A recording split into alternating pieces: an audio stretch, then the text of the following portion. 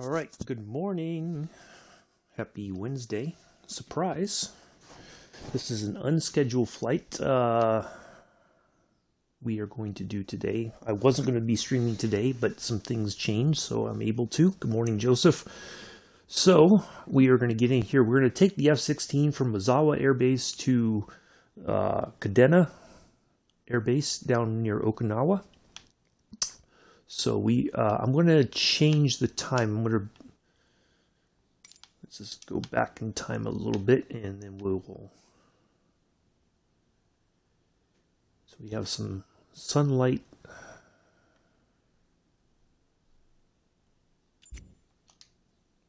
Nope, that's not what I wanted. Well, all right, we'll adjust it when we get on the ground. All right, let's go. I think it's going the wrong way. That's all right, we'll get it adjusted. So we have some sunlight for our flight. About 2 hours. Now, we're going to go up to 380 flight level, but I'm going to try to go at least Mach 1 when we get up there. We'll try. I don't know if it's going to let me do it or not, but we're going to find out. If not, we're going to cruise at 0.90 Mach for the flight. Try to get there a little bit quicker. Ooh, it is snowy here. Okay. Let's go ahead and get things started up. We'll be in the chat in just a moment. Everybody can sit back and relax and enjoy the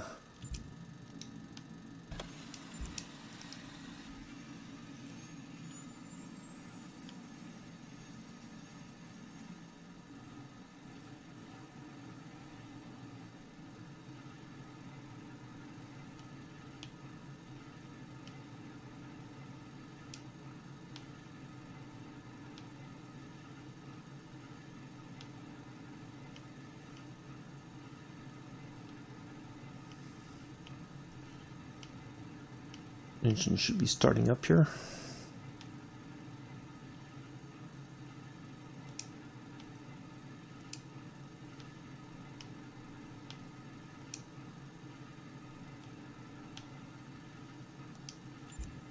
That's what I was looking for.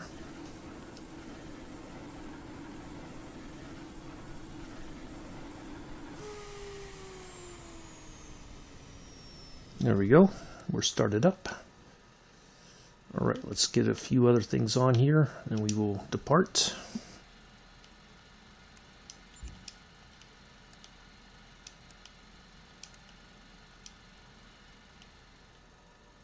There's that. I think we are good there. All right, let's go up here and select our altitude first. Oops, altitude, not airspeed just yet. We want to get up to at least, we're going to go for like 15,000 feet.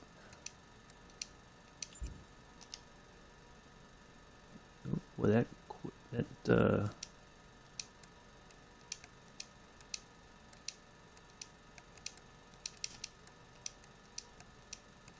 it's a little bit strange to kind of work with, because you have to press the button to get it to, oh, we'll go with 16,000, that's fine. And we're going to go ahead and up this to,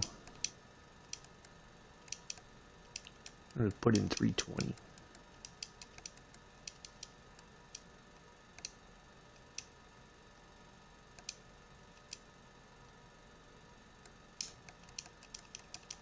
See, now it wants to take its time. All right.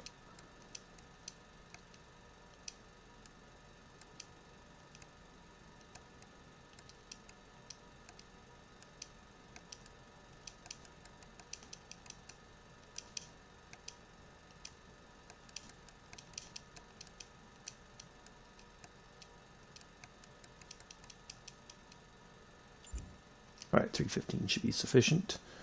All right, there's that, and we want the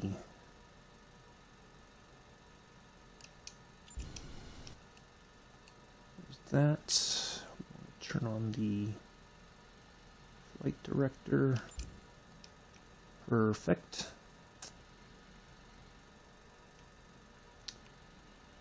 And I think, oh, we gotta do that. All right, I think we are all set. So we're just gonna go right here to the edge of the runway. We're right near our departure runway. So I'm not even gonna call and ask. I will dial in. I'm gonna look at the Misawa Air Base weather. If I can find it real quick.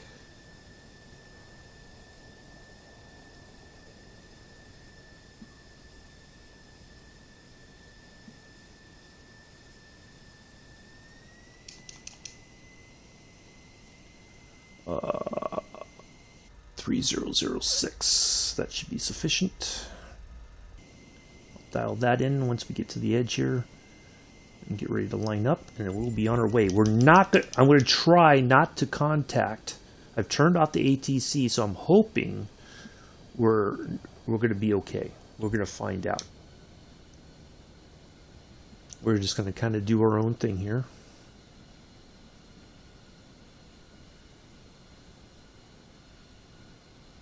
See how we get on with it. So hopefully it will be a little bit easier to contend with without the all the fussing with the ATC.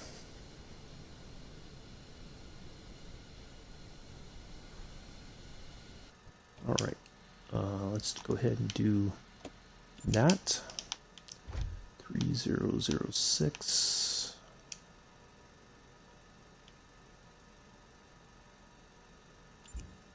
Perfect. All right, let's go ahead and line up then. Get that back out of the way. Well, it is quiet in the chat today. I guess everybody forgot that I was streaming today, but that's okay. No worries, they can watch it later on.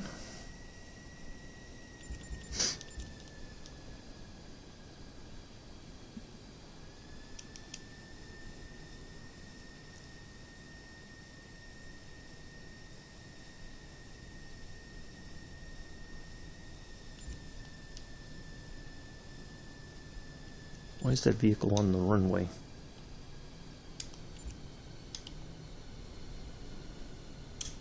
Get off there. All right, so I think we are all set.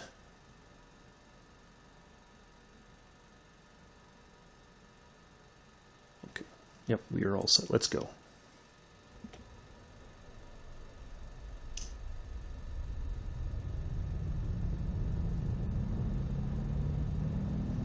We'll talk about some other things once we get up in the air and make our way towards Okinawa.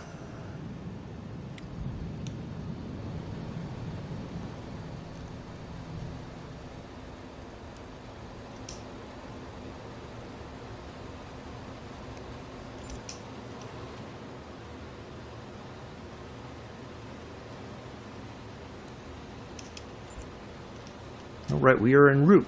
All right, here we go. Ta-da! Adios, Misawa. In the Aomori Prefecture. Kind of talk a little bit of history real quick while we climb to 16,000 feet. I believe that's what I put in. Yep. So Misawa Air Base is at the northernmost part of the Aomori Prefecture in Japan. It is the northernmost of all the main islands of Japan. It is the northernmost prefecture. We're heading to Okinawa, the prefecture where the Kadena is. I'm hoping I'm saying that right. It might be Kadena. I'm not sure. But it is the southern and westernmost prefecture of the main island of Japan. So we're going north-south basically, but with this a slight run to the west a little bit. So there we are. We are on our way.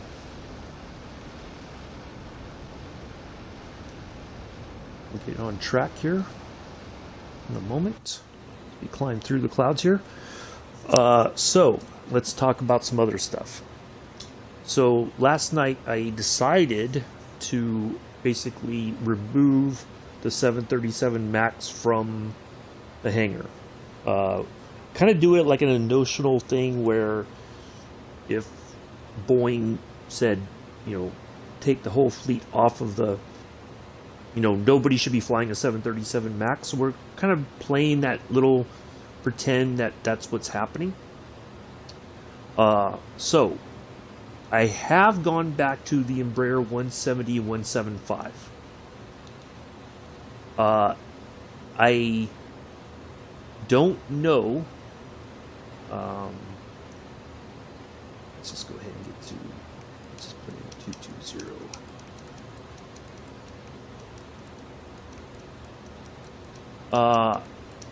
I know in the past we've had some issues, and so what I did last night was I put it back in the hangar. Yeah, let's just go to 2000, and I'll go ahead and dial this back to 2992 here in a moment. So I put it back in the. I downloaded it again. I tried both of them. What I discovered was the problems that I thought existed didn't really exist. It's just that the manual for it, the everything that I saw was not. It didn't explain things very well. So now that I know basically what works and what doesn't, I figured it out what actually works, and it does work. So we're going to fly that instead of the 737. So for part of the jetliner, we're not just going to fly the A320, but we're going to reintroduce the Embraer 170, 175 regional jets into our jetliner service on Tuesdays. So, wow, that's what I get, huh?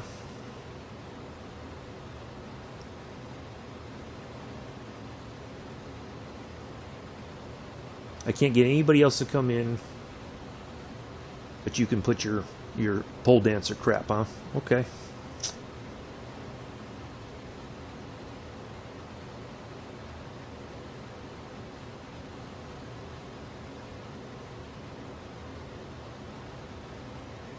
Nobody else can show up. That's awesome. Fan-frickin-tastic.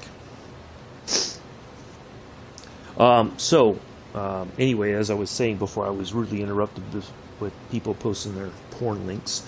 So we're gonna go back to that to the Embraer 170 and 175. Do some regional jet stuff as part of our. I have flights that I'd already kind of planned for the 737, but we're just going to swap out the aircraft.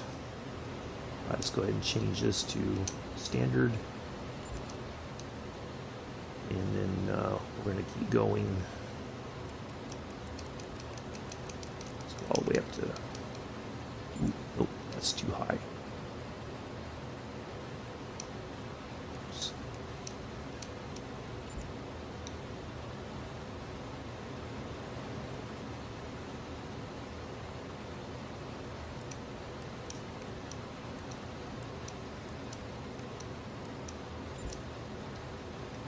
All right, so we're going to do that, and then once we get up to 340, we're just going to go ahead and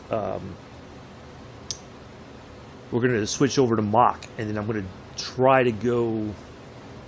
We're going to see if we can't go at least Mach 1. We'll see. So anyway, yeah, so we're going to do that. So yeah, it does work. It's just that what I discovered was the way you expect things to work, kind of like what I discovered actually with the Fokker. Remember, I was having trouble with that one knob; it wouldn't turn. I figured out why. It says use the right thumbstick back and forth to change stuff one way or the other, right? That's not how it really works. So I discovered how it works, and it's the same kind of a principle with the Embraer. You use your right thumbstick because that's what it tells you to do, but it's the right and left triggers that change the stuff, which is kind of odd. It's mapped kind of screwed up. but that's okay. Now that I know that what's the deal, then we're okay. I'll be able to fly it. So I'll able to descend and everything like I expect to. So it's not a, it's not a big deal.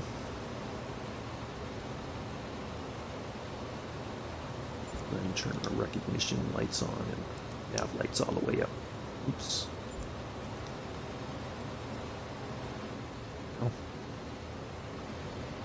Oh. This is some pretty heavy cloud cover. Still haven't gotten through it.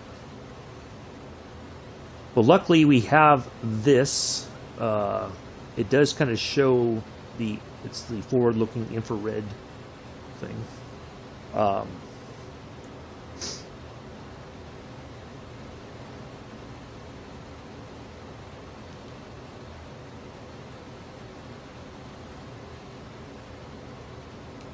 We're still climbing up to 380.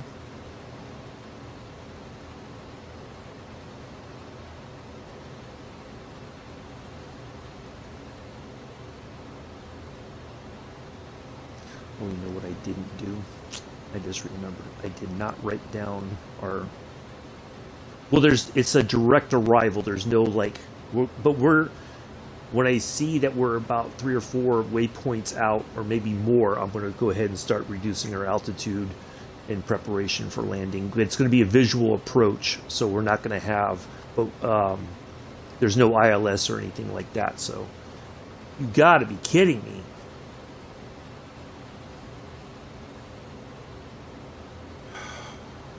Wow. That's fantastic.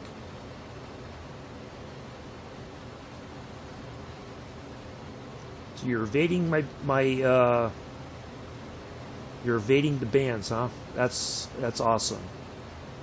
So I'm gonna take a screenshot of your name there, jackass, and I'm gonna report you to YouTube.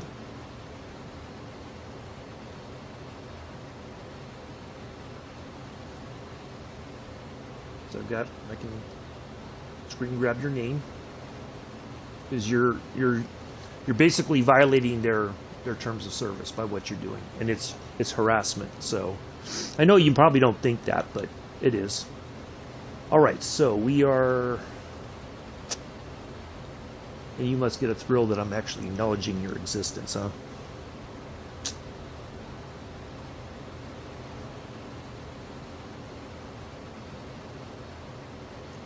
All right, let's go to Mach.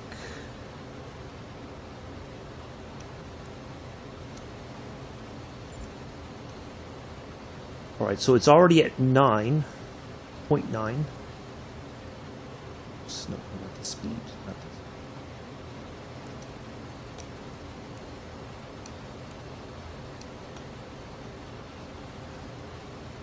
Oh, that's okay, Bella. Thanks for stopping by for a moment. Nice to see you.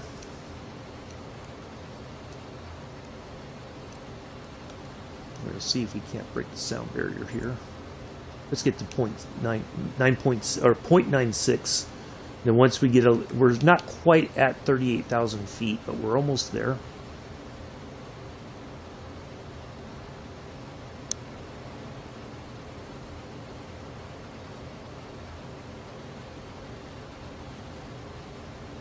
So anyways, what was I saying? I forgot now. It's Wednesday. Tell it's a Wednesday. Yeah, I see that, Joseph. That's okay. Yeah, I even well, whatever. It is what it is. Anyways, all right. So, all right, we're near our cruising altitude. So let's see if we can get to. There we go, Mach 1. Let's see if we can break the sound barrier here. If it will let us.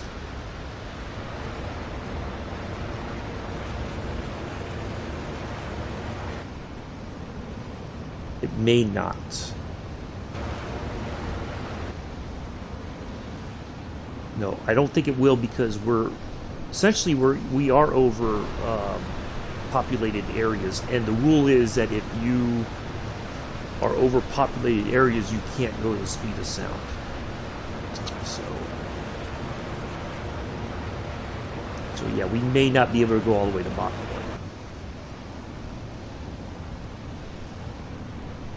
But we'll stay at 0.97 and see if we can't get down to Kadena a little bit quicker.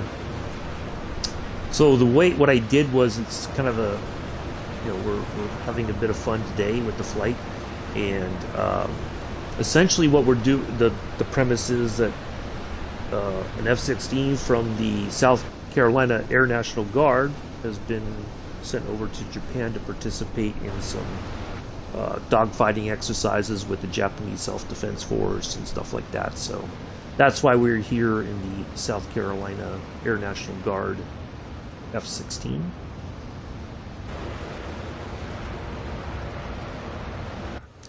Now what I could do, let's see if I can do this while we're just kind of cruising along here. This might be part of the reason why. Left auxiliary. Right auxiliary. Left tip. Because you know, we've got plenty of. We're on unlimited fuel, so. Oops, that's not what I want. Let's have a look here. So we're going to try to streamline the jet a little bit, and it's the external 1, external 2. Oh, it says we're running out of fuel, even though we have unlimited fuel on. Interesting. Okay.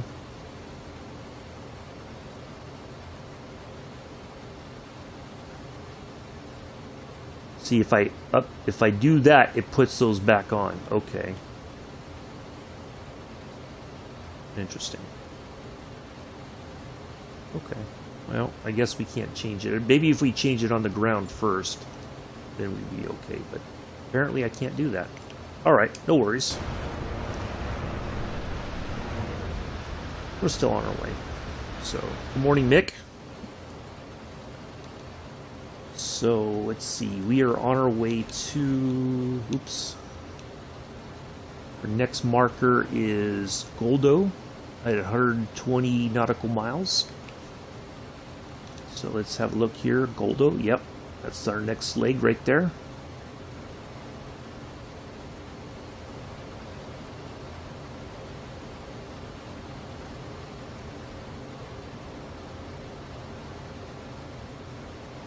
So we'll start descending here pretty soon, eventually. But yeah, this plane, it's a little bit strange at first to kind of get through, but it does work. It's just you got to practice, because some of the stuff isn't really like. I'm just going to go ahead and go to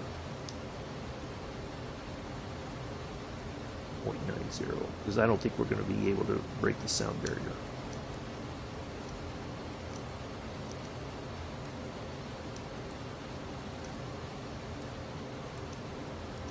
Actually, we can go 0.95. There we go. Perfect. All right. So I don't think we're going to be able to do that. But anyway, there's this button over here, which is one of the fuel switches, but it's not labeled. And so it's like, if you don't know where it is, you can easily forget, and you're like trying to start the aircraft up, and it's like, why isn't this working? So, yeah, that's what's going on. But we're doing okay. We're just kind of cruising along here at 380, roughly. Finally above the clouds. Actually, let's go ahead and do this while we're just kind of buzzing along here.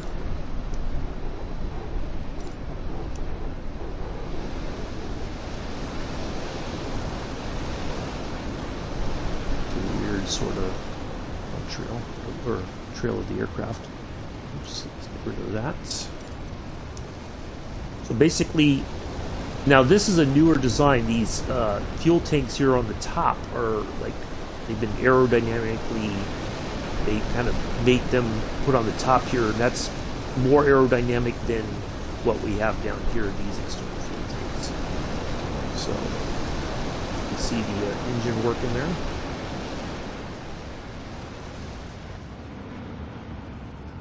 Now this is a real-world fighter squadron out of South Carolina, assigned to the Air National Guard there. Wow, look at that. Roast some marshmallows right there. What else? So yeah, these are the weapon points and all that. Although we can't. Some people try to find a way. I think on the PC side you can get a mod for it, but on the Xbox side they don't have it. So anyway, let's see what else. Yeah, they're pretty slick. I like it. Something different. It does fly pretty well. Once you know how things kind of work, like most aircraft I'm finding in the Flight Simulator, is actually not that bad. So.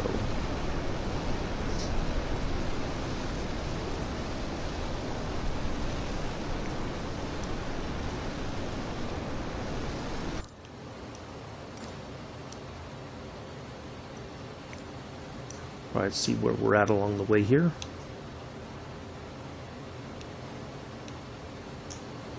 We are still on our way to Goldo. Okay, we are already 80-something nautical miles. We're just cruising. So, yeah, good stuff. Why does it say 370? I put 380, but this only goes to 370 apparently. Alright, let's go ahead and just drop that to 370. How about that?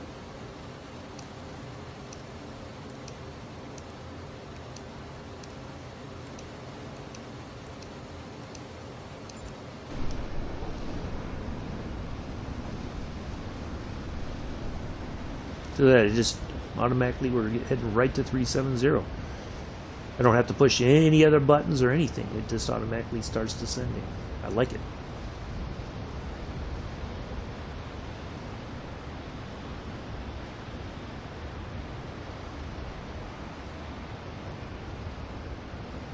It's kind of nice not having the ATC harassing us.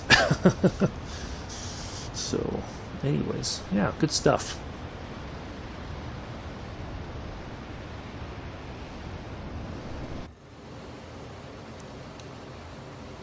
Let's see what else. So tomorrow we will be back with the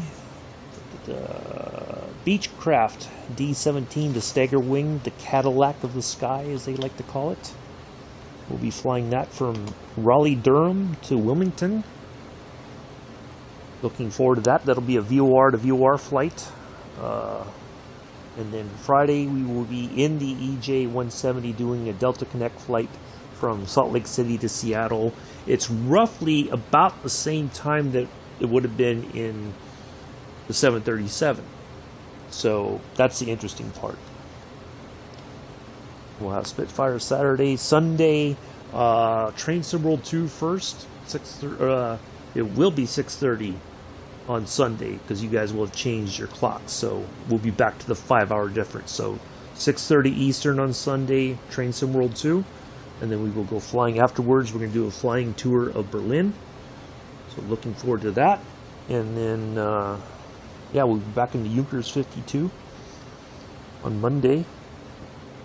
Starting our tour going from Berlin down to Athens, Greece. So looking forward to that. Yeah, good stuff coming up.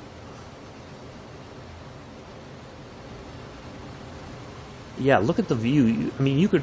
That's the one thing about this plane. I remember reading about it when I was building model planes, that they built this specifically for the ability to see, you know, all around. Like, look, I mean, that's a pretty amazing view from the seat here. So.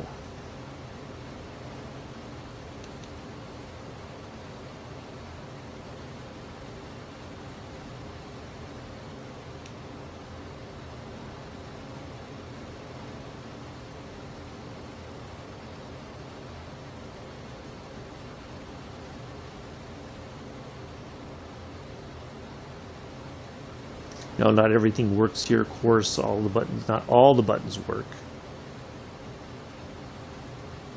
You know, you could turn some things on, but I don't think it really does anything.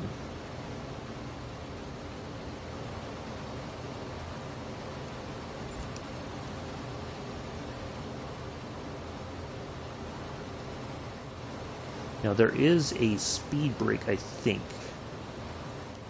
I'm trying to remember where. They kind of talked about it. I think there's a little, normally one of these little switches right here, if you hover over it just enough, it will, oops. Oh, is that, did I do that? Did I do something wrong here? I think I did. Something tells me I did something that,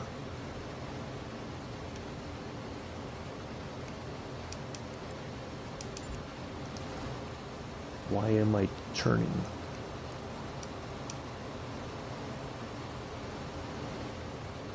Like that. We're like in this crazy turn now. Oh my goodness. Alright. We're turning away from our point, I think. Yeah, we are going off track here. Why?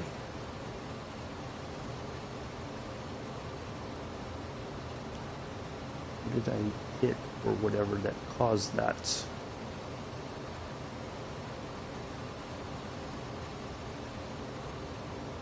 Oh, what is going on here?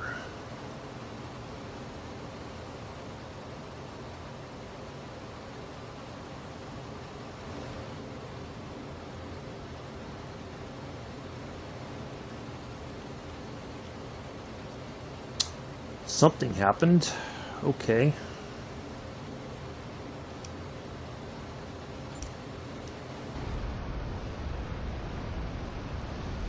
Why are we circling?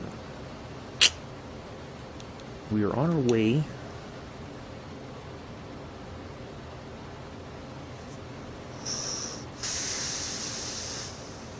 Wow, I don't know what might have happened.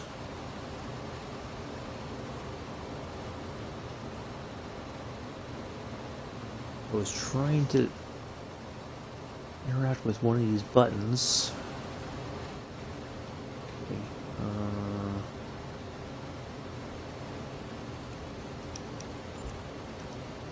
Let's see if that changes it. Nope. Well, maybe we were kind of catching back up here. Let's see if we circle back around and get to our get back on track here. That was rather unexpected.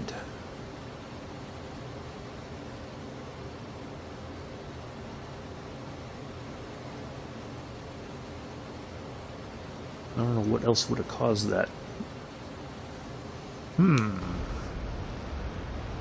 Let's see if it catches back up here. And we're in a slow descent too. I just noticed that. Right, will it turn and finally level off here? Because we're coming back in line. I don't know what would have caused that. Re-engaged it, turned off the autopilot, re-engaged it.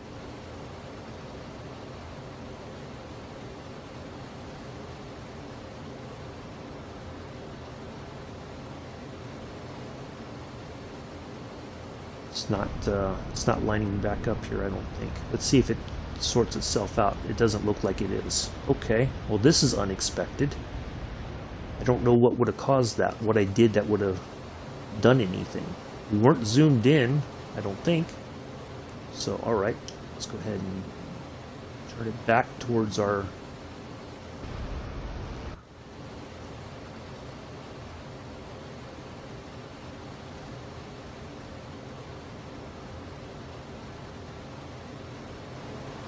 Alright, let's see if we turn on the autopilot again.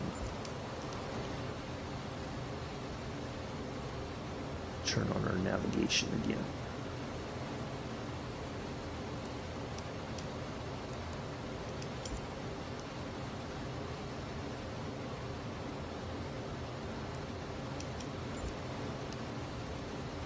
All right, let's see if it catches back up now. Interesting. Yeah, I don't know what would have caused that. It was like it just went on its own.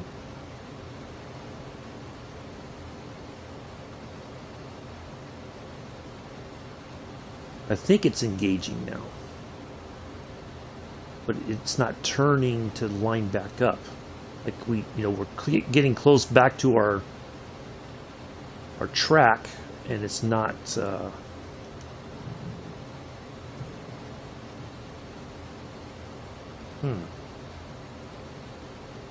Interesting.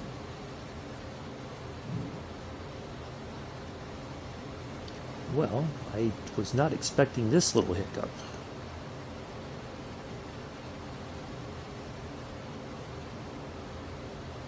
Morning, fish guns. Just having a bit of a strange situation here with the F-16.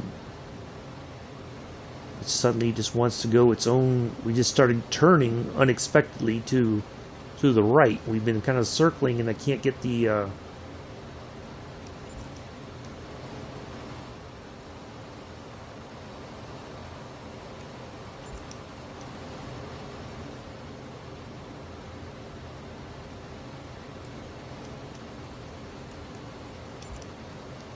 see, it's like it just wants to continue in a turn. Out in the past few days, yeah, there's been some issues, I think, and I don't know what to tell you about that one either. Yeah, it's a big mystery to me as well. Lots of things don't seem to be working as expected. Right, we're kind of heading the right direction. Somewhat. I want to try to get this thing just turning or going to. Let's see if I hit this. If I go to.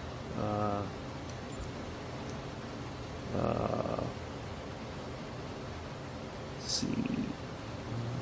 There a.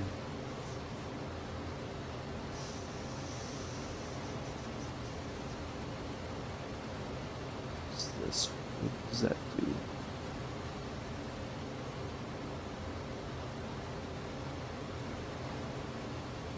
No, that's not working.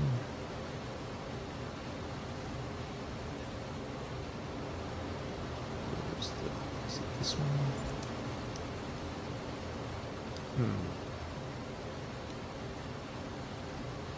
Interesting. Yeah, I think that's what just happened here. Like we were just cruising along, no problem, and all of a sudden now it's just like it just started circling, like it just lost its mind. But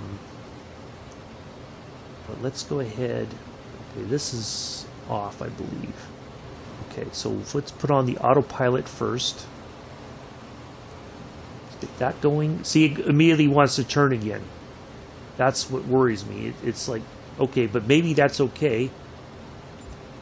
All right, now I think it's finally caught it up. It's now when I hit the LNAV button on.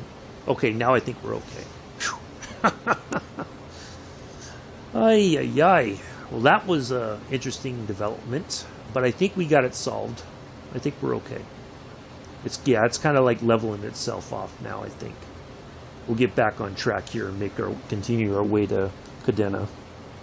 So, thank you, Chewy, for your subscription. Appreciate that. I just got the notification. Thank you. All right. Yeah, now we're back on track. So, yeah, there just seemed to be like this little hiccup of some sort, you know. So, anyways, yeah, that was rather odd. Like it suddenly went turning on its own, and it did not want to engage back on the flight path. But I guess I got it solved, so it's all good. No need to panic. Yep, I think we're back on track now. There we go. I think we solved it. But we'll keep an eye. We don't want any more of those little hiccups along the way. So, all right, so we're almost at our waypoint there, Goldo.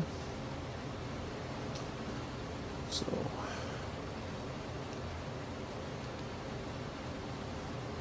what I think we'll do is we'll go just to, let's just go to 350.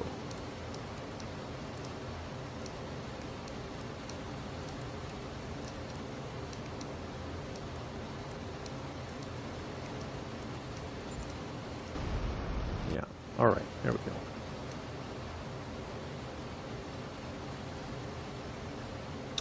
Yeah, kind of a quiet chat today. That's okay. It's Wednesday. A lot of people are like, it's the middle of the week. Got the middle of the week blues, I guess.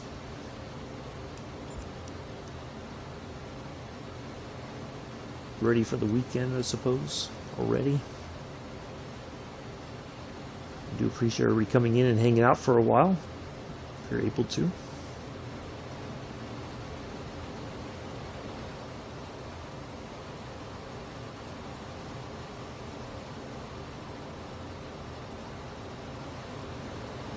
I think there's buttons over there, but I'm not going to try to figure it out right now. On GPS. All right, I think we're good. I think we're back on track. Yeah, I hate to think this, fish guns, and this has been something that I think people are starting to notice. Whenever there's a world update that's getting ready to come out, for whatever reason, the sim starts to act up. I don't understand it. It's like nothing's been done, like nothing's been released, but the sim suddenly just decides that it's like, I'm not going to work right now until later on or whenever. And so, yeah, there's this, that's the strangest thing about this sim is there's these things that happen and nobody knows why. And because it can't be replicated, they're like, we don't know what to tell you. You know, that's the difficult part. It doesn't matter if you're on a PC or Xbox. Stuff happens, you're like, why? And then you have everybody, well, just delete this and do that. And sometimes it fixes things and sometimes it makes it worse. You know, you just never know. And that's, like these little gremlins creep in unexpectedly. Even though we don't have any failures on or anything like that. It's like the game decides to fail anyway. Which is rather strange. So I really don't understand it. But it is what it is. I just try to live with what I can. And that's all I can do. So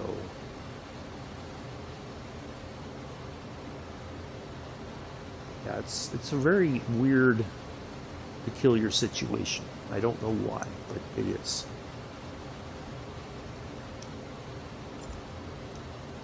So this is saying we're at 34,000 and some change. It might be right at 34,000, but we are supposed to be at 35. So this seems to be 1,000 feet lower. Now that might be a bug that SC Designs is already tracking in their work. They're going to fix it so that this and this match up when you're at the right altimeter reading.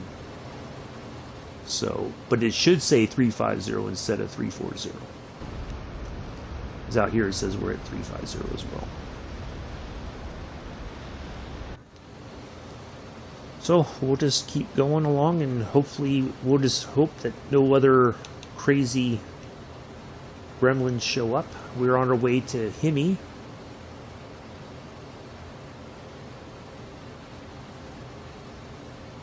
Yeah, it just, I don't know why, but it just feels like every time it happens, it's like right around the time of a world update or a sim update. It's like something in the system just decides, like we were talking about the clipping, there's been a lot more clipping, and Allison brought up a valid point. It's like, it's in preparation for the world update.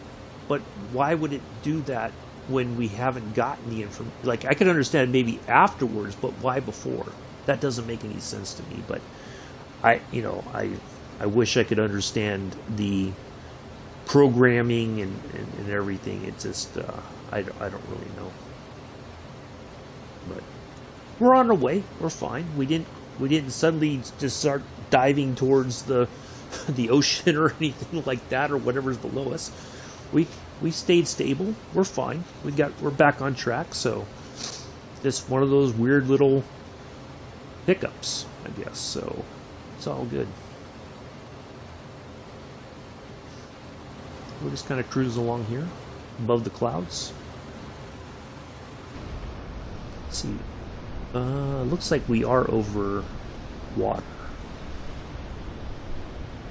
Can't see any other land mass, so yeah, we are definitely over water somewhere. Yeah, look at pretty dramatic clouds though. Yeah, pretty cool.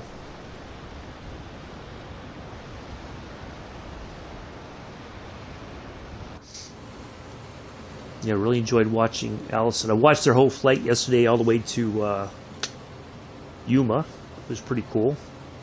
And I'm going to join them next week. I'm going to fly in the Junkers 52. They're heading to Burbank, California from Yuma. So I think they're going to do a couple stops along the way, maybe at least one stop along the way for a little break. So yeah, looking forward to that. Captain Arish should be back at it tonight. Looking forward to the flight in Australia. So really excited for that. And then what else? I think Saturday, when Allison and Captain Arish continue their around the world flight following Amelia Earhart's flight, I'm going to try to join them for part of that on Saturday. So yeah, looking forward to all the fun stuff coming up. Yeah, I won't be streaming it, but yeah, hopefully. I've put links in before for Captain Arish, and for, I think I put in Allison's last week or so when she popped in unannounced. Just kind of came in with Captain Arish when they did the raid on my Twitch channel. So yeah, do follow her. And the good thing is, I was watching last night and have a completely new pilot to the sim. Now, I told this person I wouldn't feel comfortable going in a multiplayer flight and I'm still kind of getting to grips with how this whole thing works. But I said, hats off to you for giving it a go. It's most people would say like, nah, I can't be bothered, but that's pretty good to just say, I'm going to go ahead and do it. And everybody was trying to give some advice and like, oh, do this and this. And the hard part is that like when people say, well, how do I get to here? It's like, well, I don't know what screen you're looking at, so I can't really. It's kind of hard to talk you through it. So, yeah, did very well. It was about 2.5, almost 3 hours of flying, I think. They did stop along the way for a quick restroom break and food and drinks. Kind of get reset.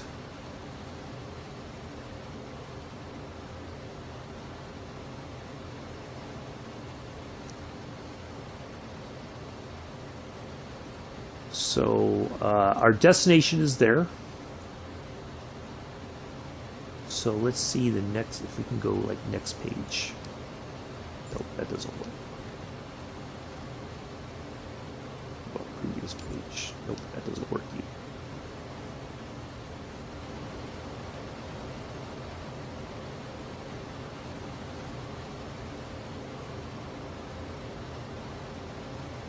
So it looks like we should start descending soon. I gotta figure out where. Okay. Yeah, let's go ahead and drop down to 300.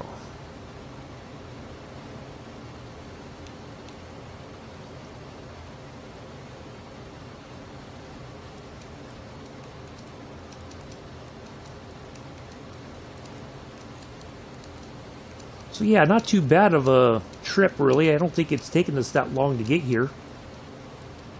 At least not that I can tell.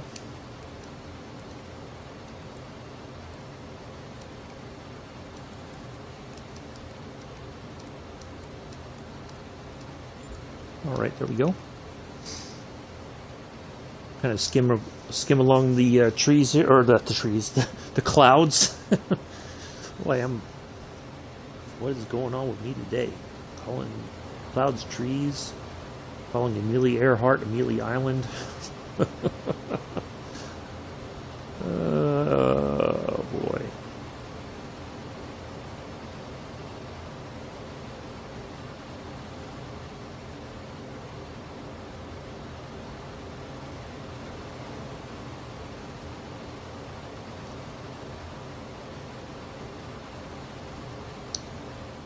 I don't think I want to try to open the canopy at this altitude, at this speed. That might cause some issues.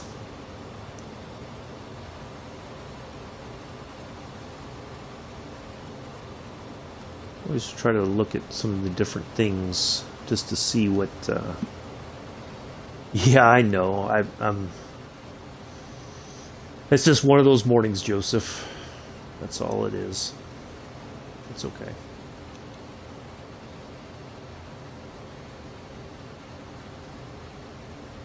Alright, I'm going to go ahead and go back to knots here.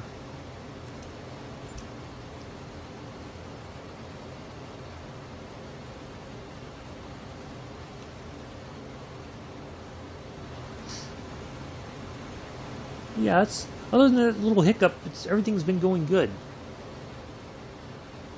What does that say? It's hard to read some of these. Oh, autopilot, okay. I see that little thing and I'm like, is that some sort of a warning? So.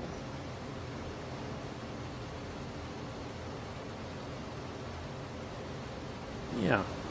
Not too shabby other than our little hiccup, but we got through it. It's all good. Sometimes it's, you know, like when I was watching Allison's stream, somebody was talking about they lost complete control of their aircraft and they were just about 100 feet above the ground, they were able to recover. But it was like the weirdest thing. Like all of a sudden, the plane nosed over and, you know, off they went and started losing altitude rather unexpectedly. And they were in a prop plane, and I don't think they were using autopilot, or I'm not sure, but yeah, really strange stuff, wild and crazy stuff.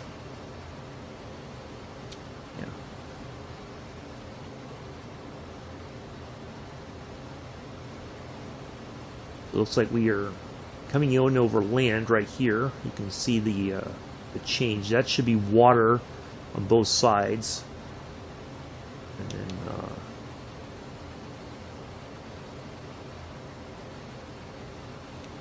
oops.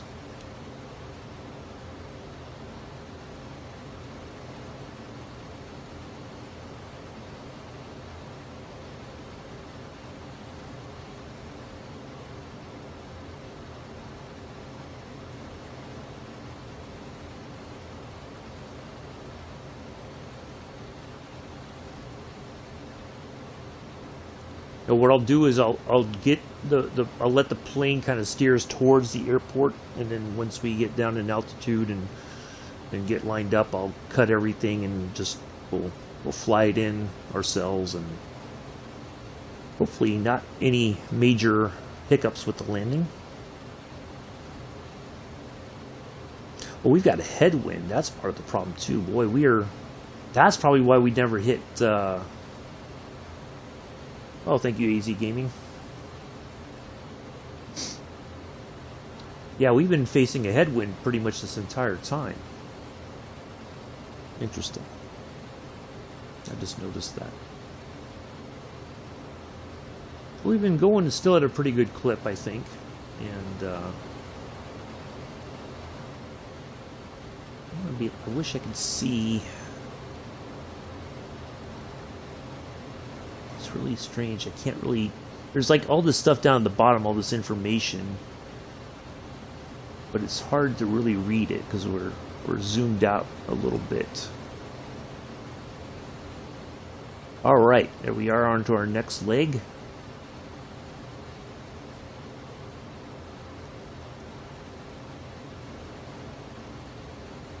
So yeah, we'll just cruise here at 30,000 feet, I think. Not a big deal.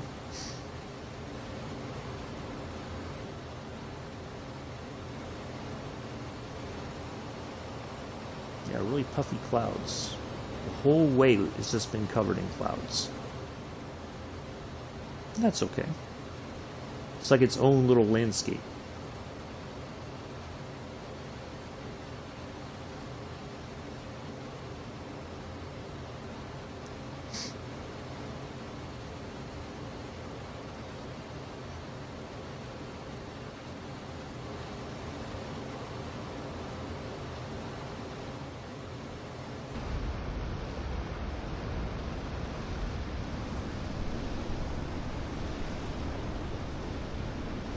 There we are on the outside.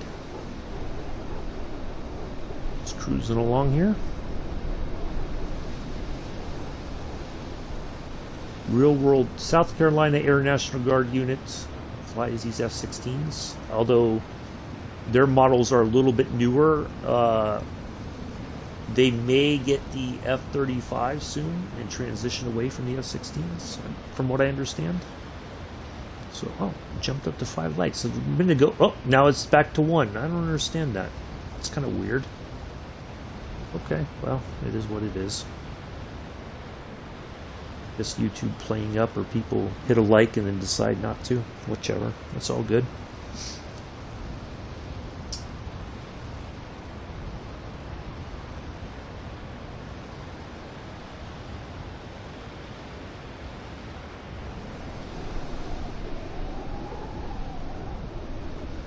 So for those of you who don't know, now lots of people know about the F-14 being in the movies, most famous being Top Gun, but the F-16 was featured in the movie Iron Eagle with Louis Gossett Jr. about a young man whose dad, who's an Air Force pilot, gets shot down somewhere, and Louis Gossett Jr. and this kid take off in a couple F-16s and take it to the bad guys and all that.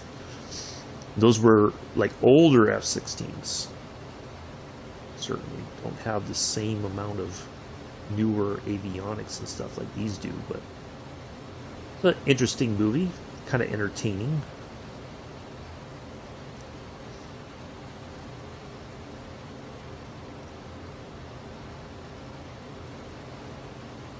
Yeah, the F-14 was not the only aircraft in the American military. Also, what was it called? There was a movie with Nicolas Cage where he was a Apache pilot. I think it's called Firebirds or something like that with Sean Young. The little epics or epic. They featured the Apache and the smaller aircraft with the big turret on the top that has the sensors and everything that helps guide the Apache and all that. Wasn't a huge box office success, but I liked it. It was pretty interesting. It was a bit far-fetched, but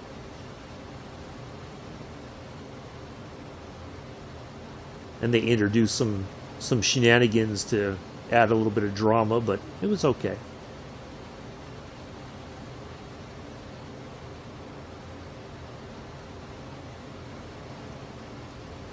Yeah, we're just cruising along here on our way to Kadena Airport, or Kadena, I'm not sure how it's pronounced, in the Okinawa Prefecture, Japan.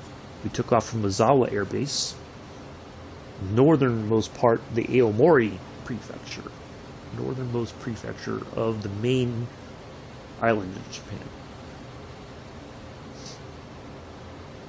Little history lesson, I guess, and geography, both.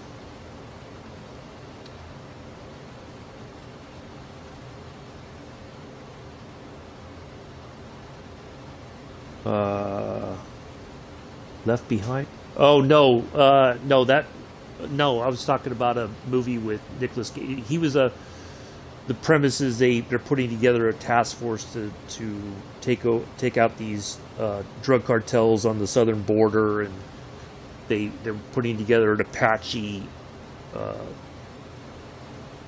wing or squadron or whatever, and he's approached that he's a hotshot pilot, but then he's left eye dominant, but they have to teach him to be right eye dominant. And I mean, to see the aircraft, the Apaches and all that flying was pretty cool, but the story was a bit really far-fetched with the whole left eye trying to train you to be right eye dominant, and when they could have simply moved the reticule that they have over the pilot's eye, they could have moved it to the left side. It's not that they couldn't do it. They could, but they just wanted to add that, he has to train and time's running out kind of thing, It was a bit silly, but yeah.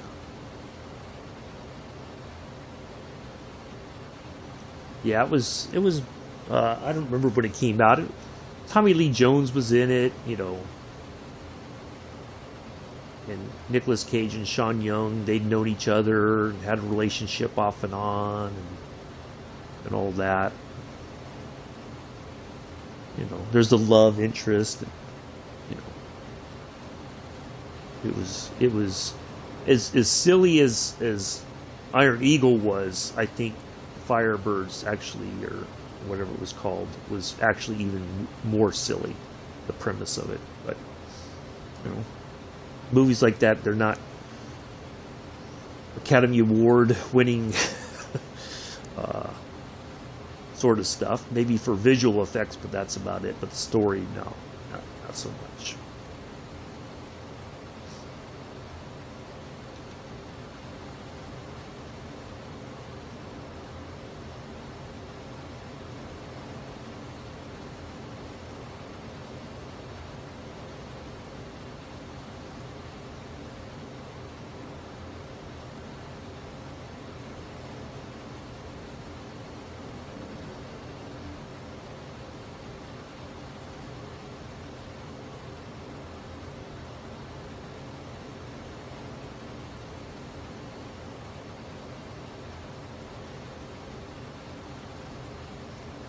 I think we need to start dropping some more altitude here just to be safe. I'm going to go to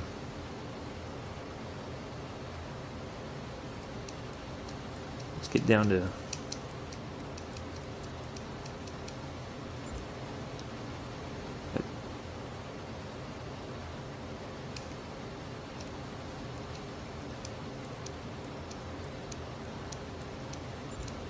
let's get to 24,000 feet. I'll look up the is it RODN? I think I wrote it down. Yep.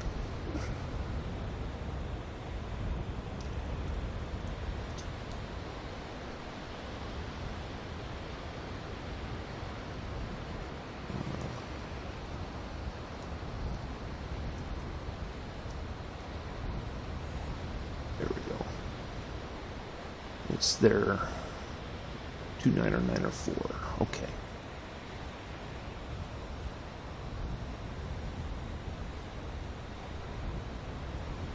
Ooh, kind of bumpy here.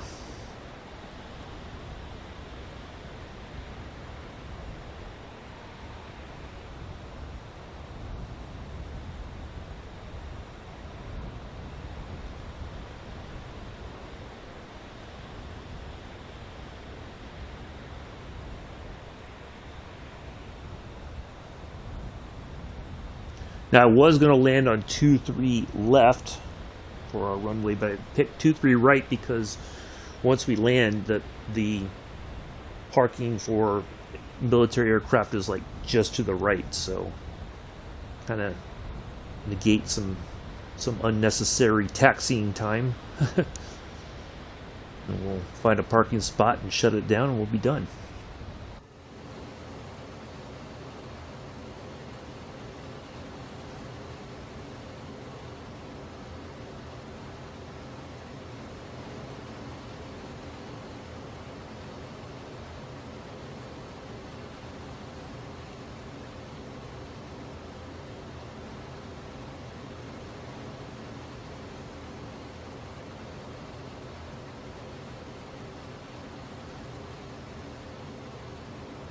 Actually, I think I could dial in that 29 or 9 or 4 now, even though it's might be a bit premature.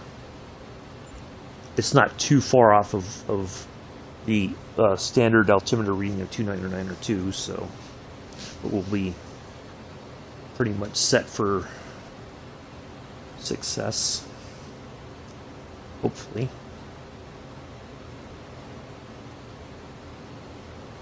Now, the one thing I have been able to do is figure out how to zoom out enough to see where we're at on the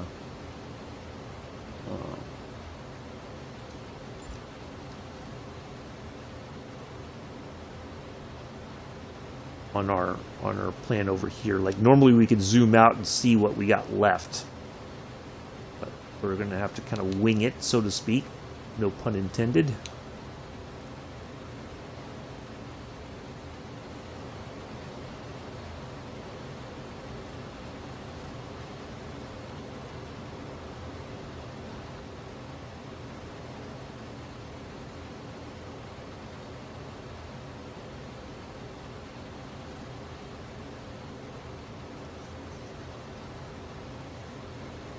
See what our next, if the distances start to kind of close up, I think then we're getting much closer and we're gonna have to really drop some altitude, which I don't think will be a problem in the F-16. So let's see what we got coming up next once we pass Sodom. I should have written down the marker where, or the waypoint where we should have started to descend. That was my fault. I should have taken better notes when I put this together. But I didn't. Right, there's that.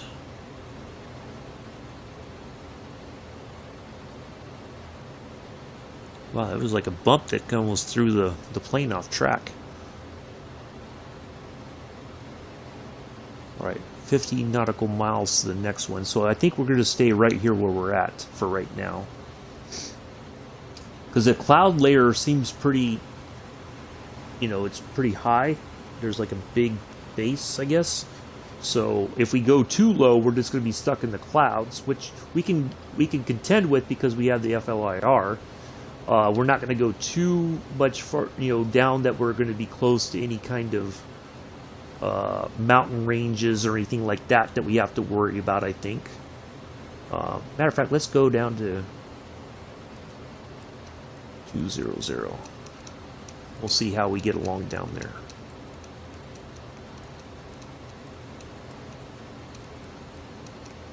So yeah, that's one of the things. If I'm not going to be flying with the ATC engaged, then I really have to, I'm going to have to really pay attention and do better notes in preparation for the flight so I know when to start descending and everything, so that I'm lined up, you know, we're good to go for the flight. So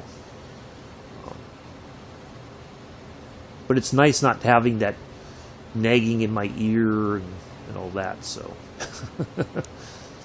boy, it is bumpy here. Look at that.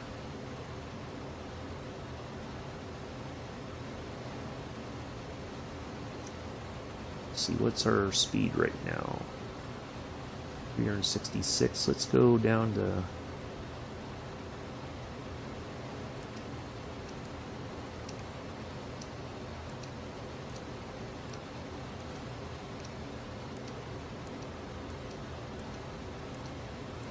start dropping some speed too.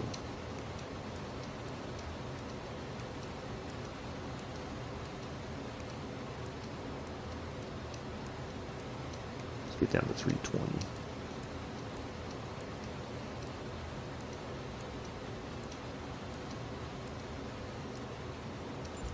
There we go.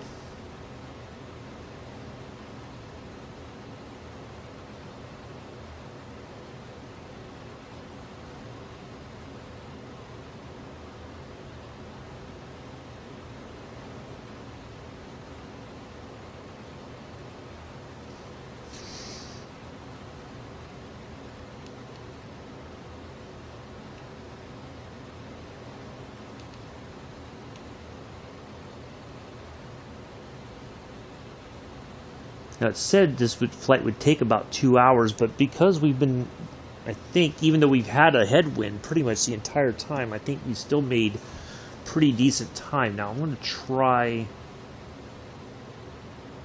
Let's see if I can't zoom. I can't. Yeah, I can't do anything about this. I can't zoom out or zoom in or.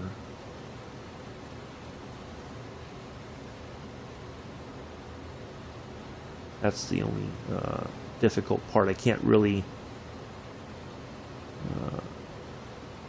have a look at the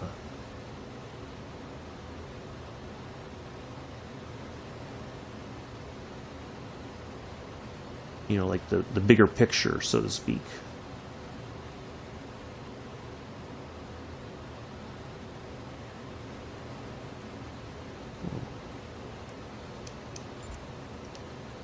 That might help a little bit.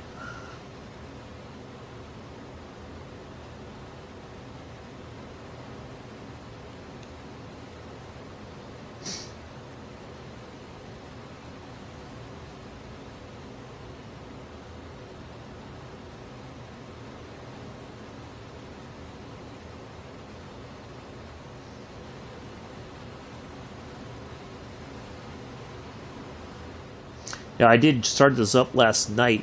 Hello, Marcelo. And the lighting in here is really cool. It's like this really kind of interesting green. Everything lights up. It's really easy to see. The only thing is sometimes the HUD display was a bit too bright. But other than that, I mean, I think I was able to dial it down a bit, and it worked. So.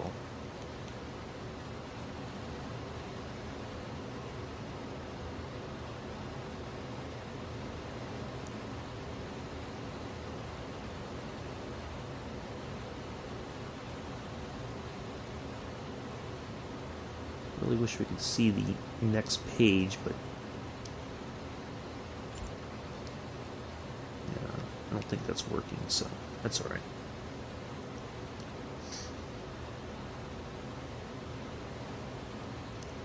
Yeah, we're on our way to Kadena. I'm not sure how it's pronounced, but we're on our way to the Okinawa Prefecture. There's an air base right there. We're heading there.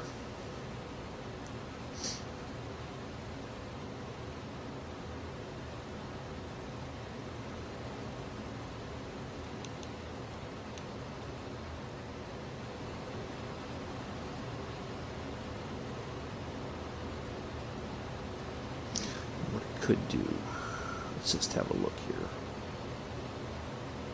That's something I was looking for. Looking for this.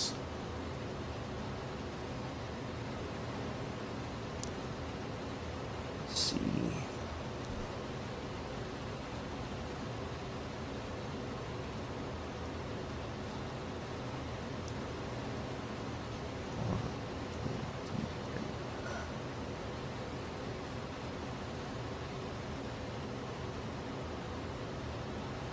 Runway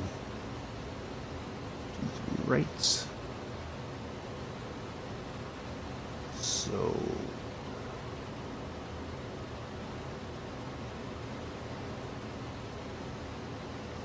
This is a bit strange. Oh, they took me a different route. Oh, okay, I see. Never mind. Really? Alright. Zoom in further. Okay, no worries. Okay, well, we're just going to continue on here. We'll start to drop a little bit more altitude. See what our next waypoint looks like, distance-wise. If we have to get down to 10,000 feet pretty quick, I think we'll be okay.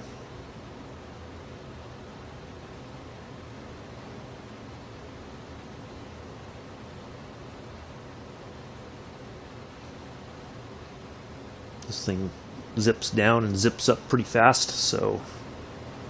Alright, so yeah, that's... Okay, yeah, let's go ahead and get down to...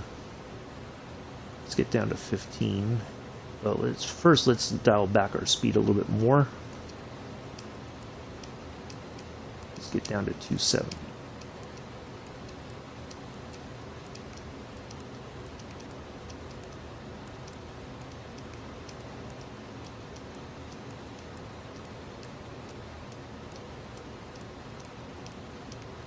The crazy thing is you have to actually press the button. It's not like I could dial it in and it gets right there. So that's the only drawback. But oops.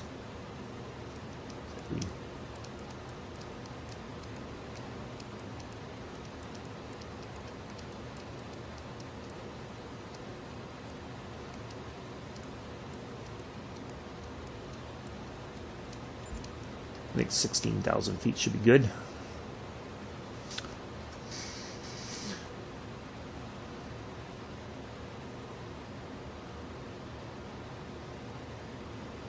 All right.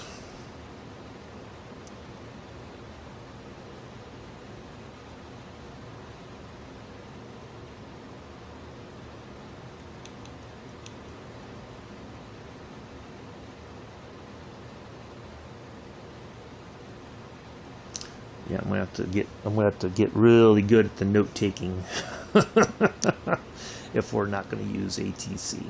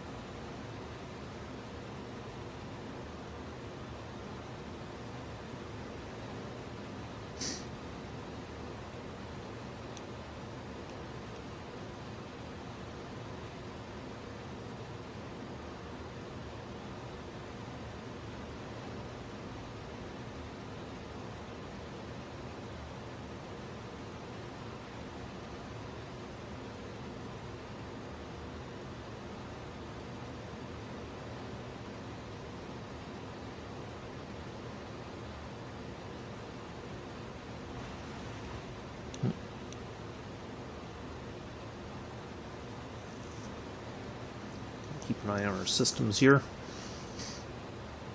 We may still have about 40 more minutes to go, roughly, but it's hard to tell, you know, without talking to ATC and seeing where we're at along the flight. But that's okay. We're going to get there one way or another. Or we're going to crash trying, I guess.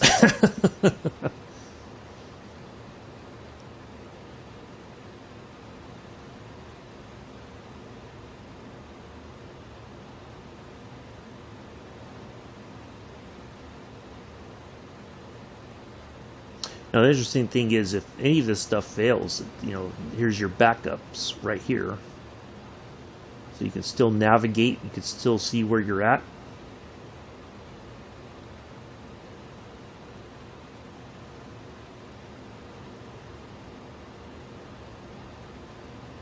All right, so yeah, the other one is not too far off, so I think we're getting close. Let's go ahead and get down to 10.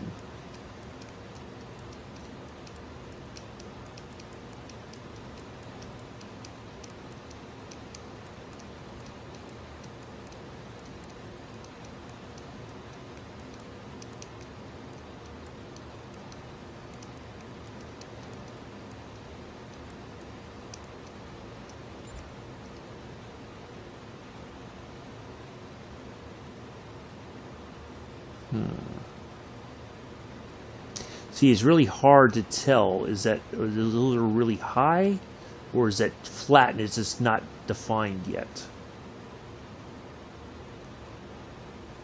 Well, let's just go to 13.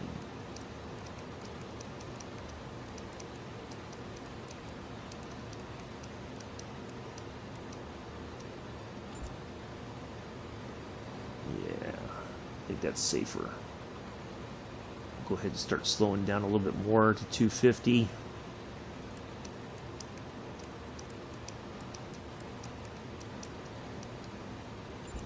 That's a little too low. We'll just go to 210. What the heck?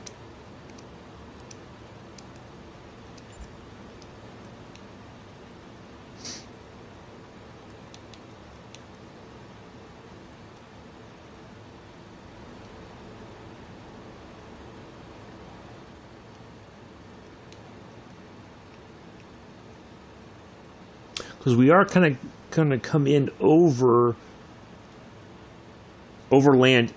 into Okinawa, so that might be what we're seeing here. This area right in front of us coming up in the distance.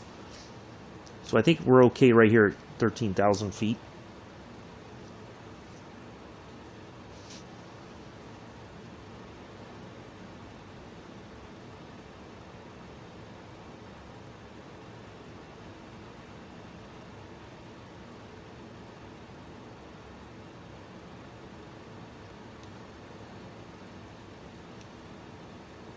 Sometimes this does seem like it's kind of off center.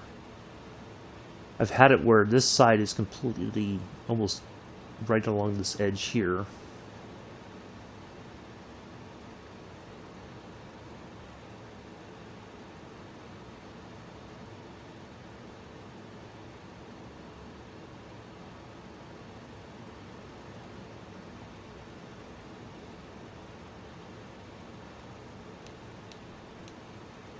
All right, let's see what happens from here.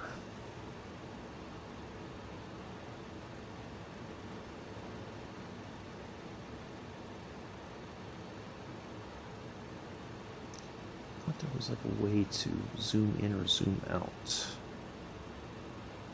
on this. I don't know where it is. I'm sure there's got to be a button somewhere.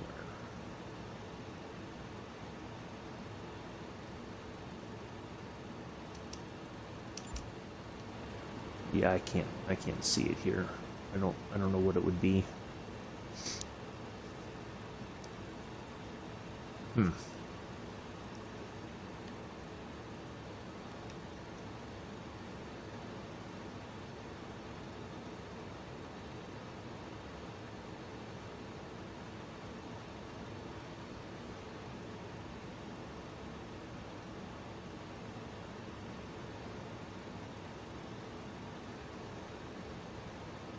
Let's see if we can go this down to, well,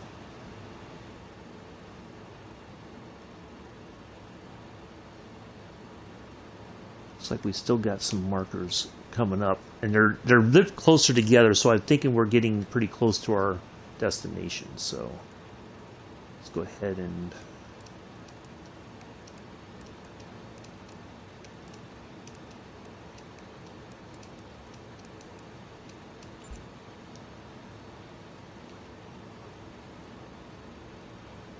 drop some more altitude here.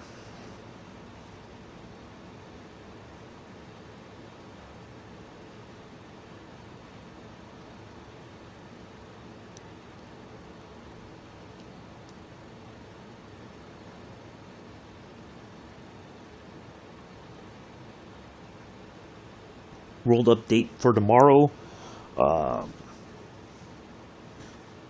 I don't know what time it's going to be released here in the United States.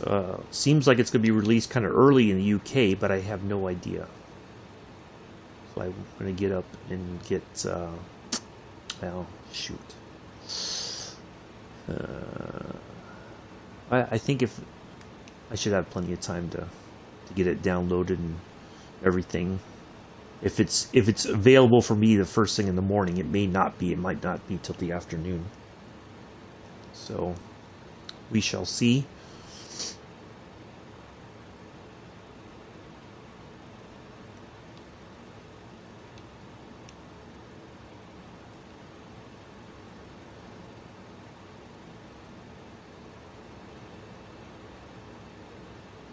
Let's see, this goes back up to 360.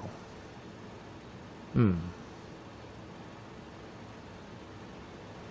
goes down to 16,000. Interesting. Okay.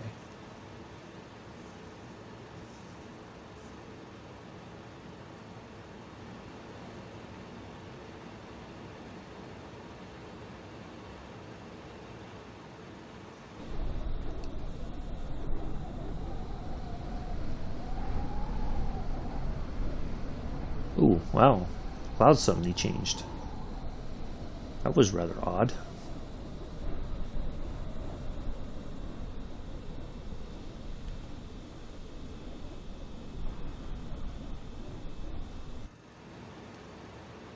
Hmm.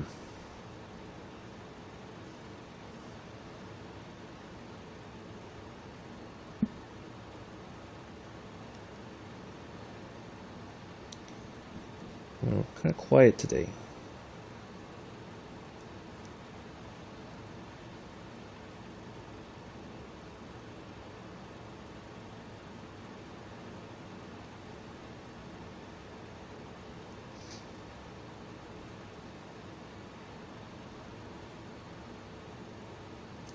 That's okay.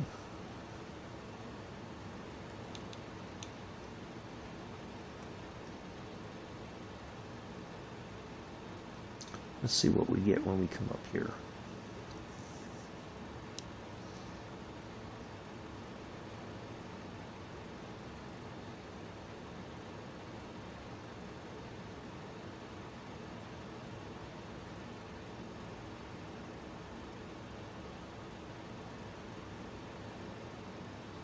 Maybe this will be about a 2-hour flight. I might have gotten low a little too early, but I think we're going to be okay just right here. We're just going to cruise through the clouds and enjoy the cloudscapes, I guess. Wow, look at that. Let's see what our... Oops. Yeah, see, they're kind of coming close together, so I'm thinking we are getting close. Because usually that's a sign that because normally during our cruise, our points are pretty far across. So, yeah, I think we're nearing our destination. I just wish I could zoom out a bit and see.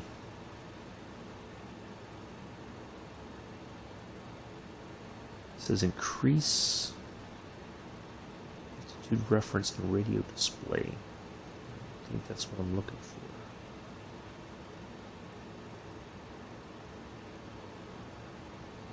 All right, let's go. Oop. We're right near Hibis, so we'll cross that and let's see what we get. Because we're looking for that runway 23 right. Once it comes, once we see it down here at the bottom in leg 5, or L5 here, then we'll know we're definitely close. We'll just drop altitude quick. That shouldn't be an issue.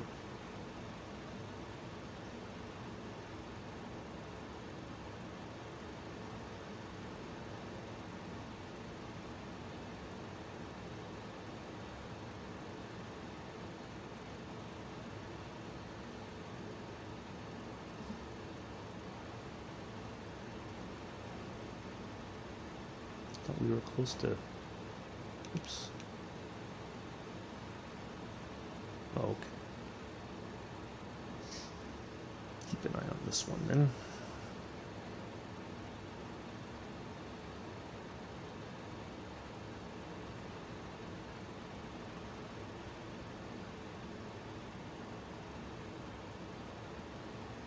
Notes are important, that's for sure.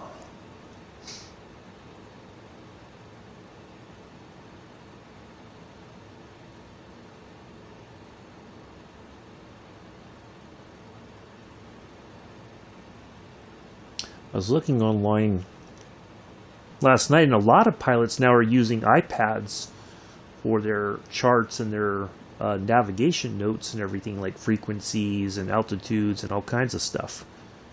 And it's much easier to access than flipping through pages and all that. You could just swipe stuff real quick, or you can just hit something on your screen that brings all that information up for you. It's really fascinating. Oops. Okay, we're on Loki.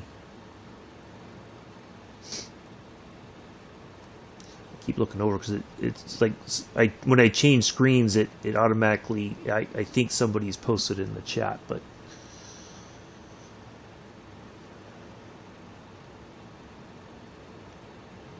so based on this altitude here, I think we are getting pretty close. I think that point there should be are near. We're getting a little bit near. Oh, look at that! We are just flying through some really.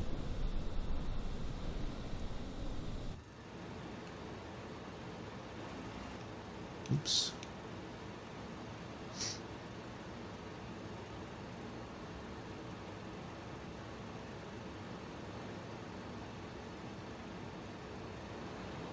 Ooh, it's icing up. Uh-oh. Oh boy. Windshield defrost. Where's my defroster?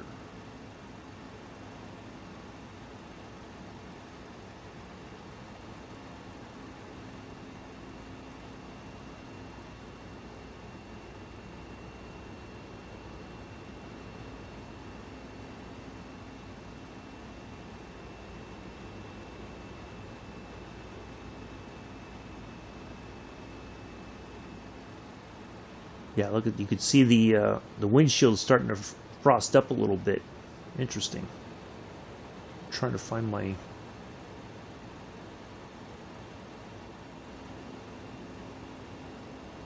froster. I think there's one somewhere.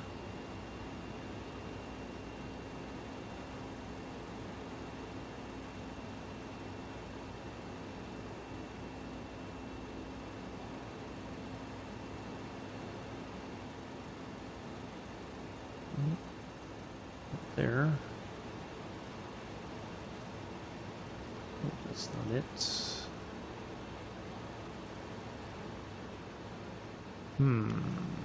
I thought I saw one somewhere.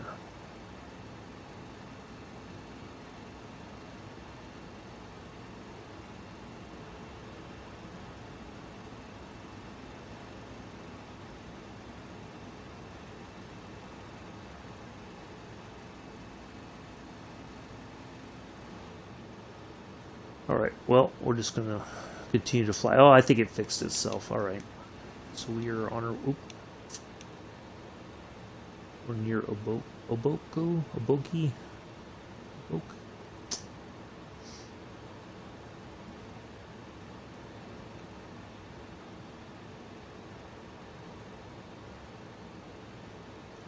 I do appreciate all the new subs. We got a few more today. We try to fly 7 days a week whenever possible. Try to find some interesting places and things to do. So do come back whenever you can.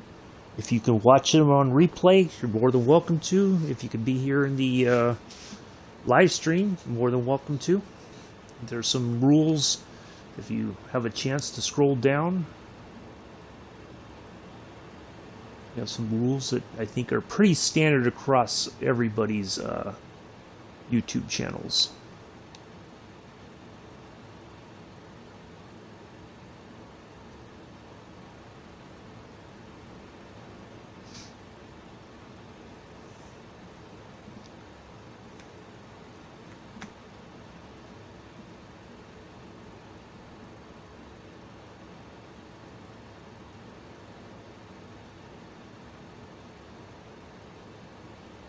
Just kind of keeping an eye on this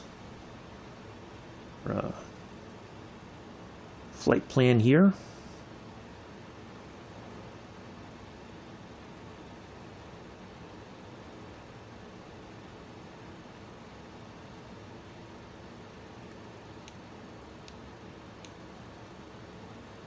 Okay, still another 40 nautical miles. So maybe I might have dropped altitude a little early, but that's okay. I think we're fine where we are. We're not like going right over mountains that are too high or anything like that. They're above 11,000 feet or anything, so we're fine right here. We're just going to kind of cruise here.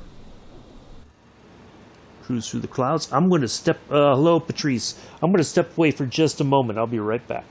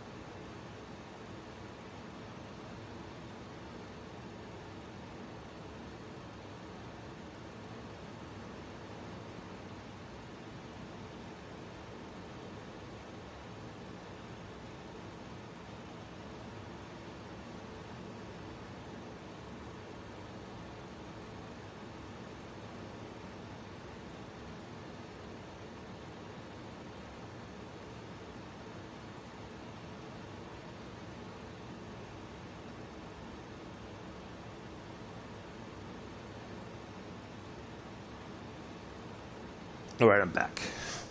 Let's see where we are now.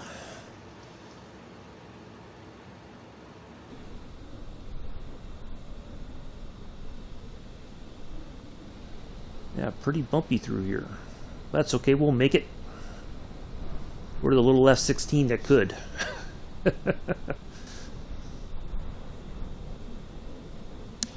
So we must be, let's see, we're landing on 23 right, which isn't too far off where we're, so we're right, kind of heading in the right direction for our runway.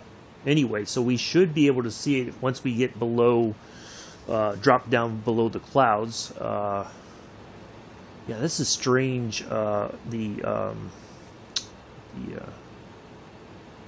frost building up. I thought there was a defrost on the window, but I could be wrong. I thought I saw a switch for it. I tried to look for one, but it's not. But I think we'll be okay.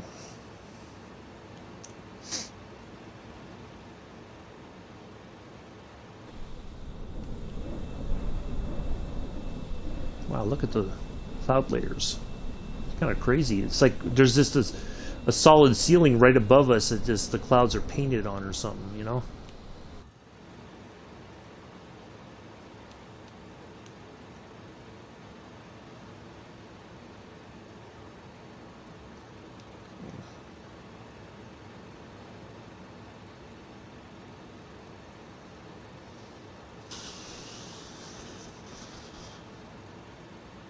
Still not seeing.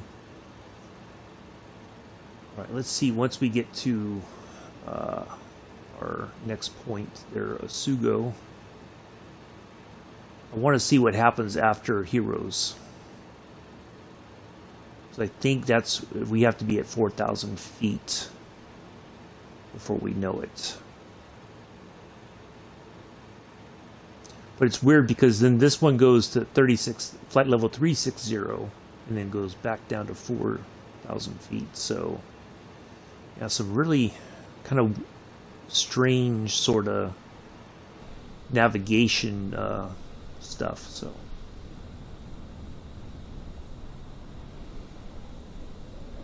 outside views here as we cruise over the clouds. 6 lights. See, it's been weird. It jumped up to 5 and then went back to 1. Now we're at 6.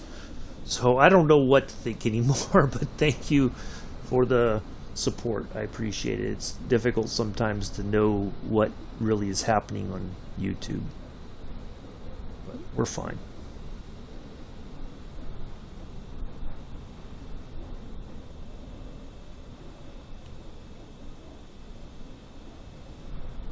YouTube's just playing up again as usual.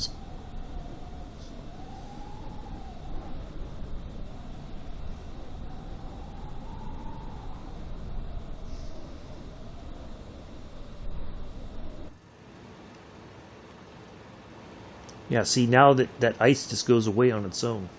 It's like it kind of starts to get a little weird and then it just kind of clears up. So maybe there's an automated system or something, I don't know.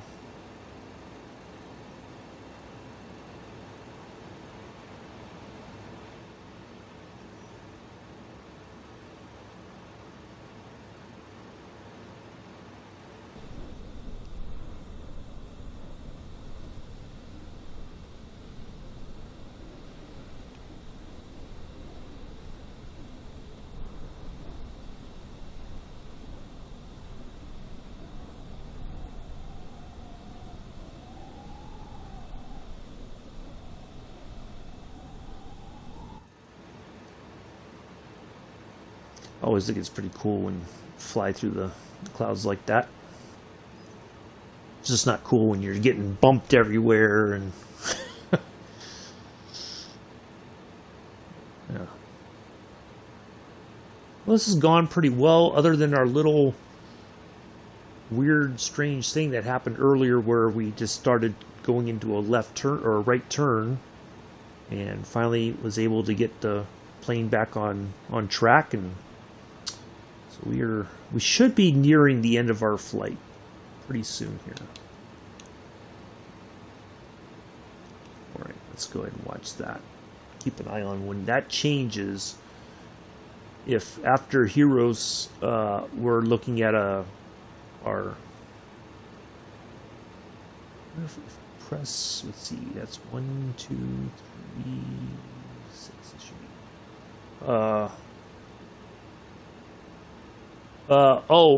be. Real meta. Kind of. I think it's pretty close to real.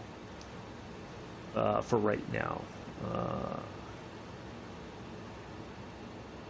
See, it doesn't tell me how much farther we got to go.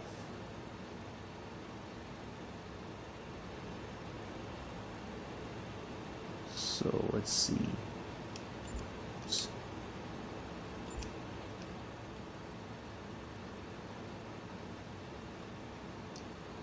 Yeah, it should be real weather as far as I know.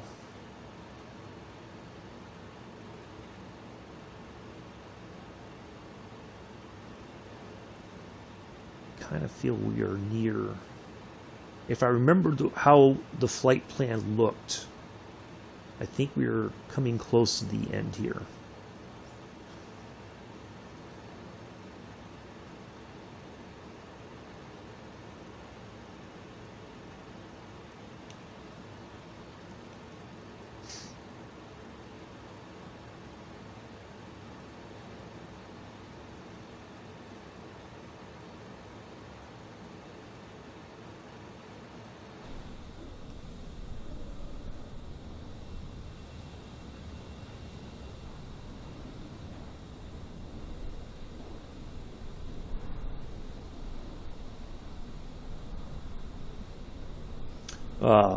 Yeah. Well, yeah, it's real weather. That's okay. I kind of figured that's what you were talking about, Patrice. That's all good.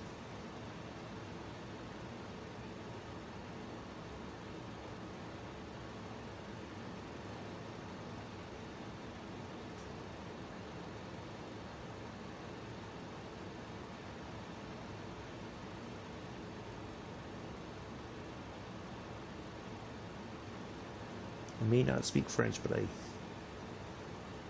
I kind of figured what you were talking about. That's okay. Oops.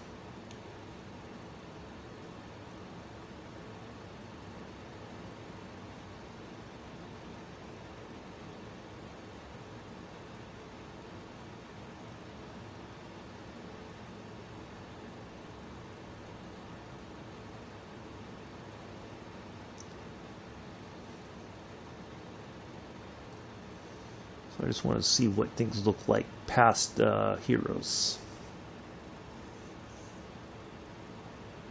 I kind of feel like we're close.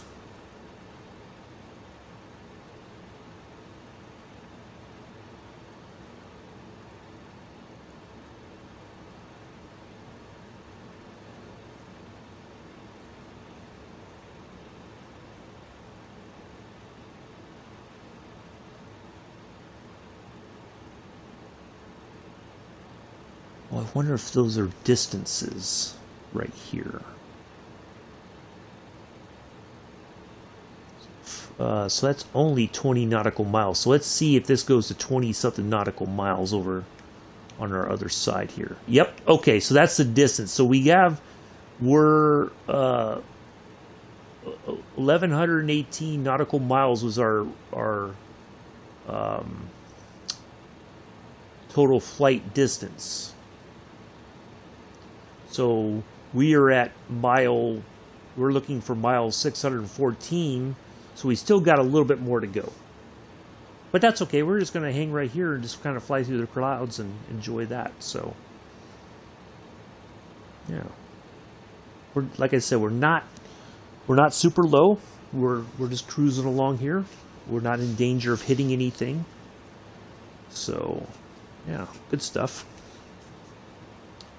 We're just gonna stay here, and so once we pass there, 614, so that's another 40-something, nope, 80-something nautical miles. Wow, okay.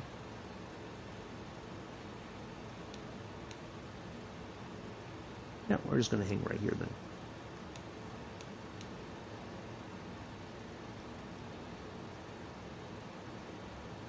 So we're looking at the distance. When it gets to about 900 nautical miles or more, then we know we're close. So I'm glad I was like, maybe that's the distance between waypoints there. So we'll see here shortly if that is correct. But I think it is.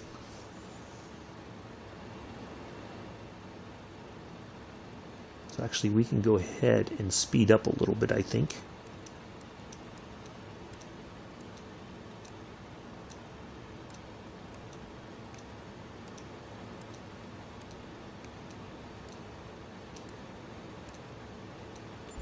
Oops.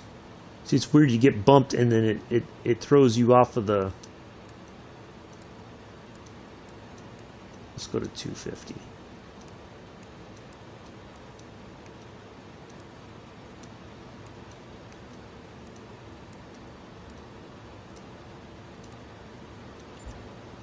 Get a little bit more speed.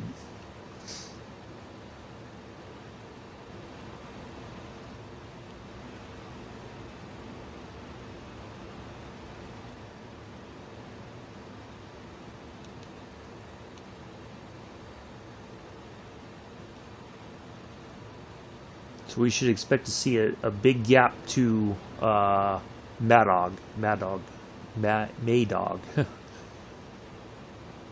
whichever one.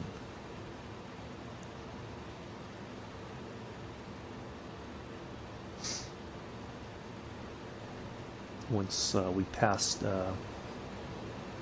Tsukmo.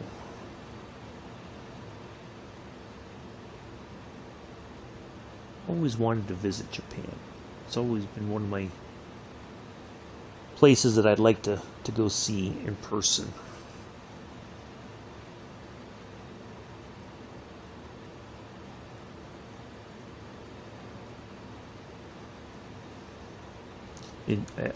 For those of you who haven't seen my channel much, but in San Francisco and Golden Gate Park, they have one of the oldest Japanese tea gardens in the United States. I think it is the oldest, if I remember correctly, but it's, yeah. Really cool place, kind of peaceful. They have a little, you can get tea, you can get some sushi and other snacks and stuff, and just, it's a really nice, relaxing place. And they got the ponds and all kinds of stuff. Yeah, it's really, really cool to walk around there.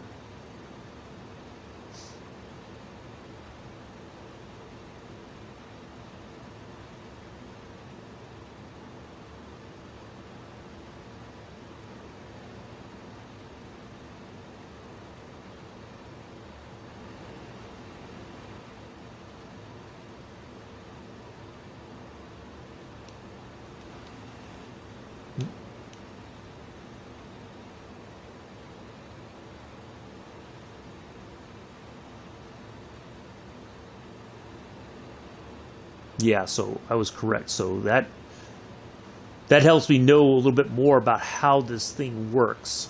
So we are seeing, yeah, we still got a bit to go. So yeah, we'll just hang right here. It's okay. Hello, Melody. How are you? Nice to see you here. How are things going?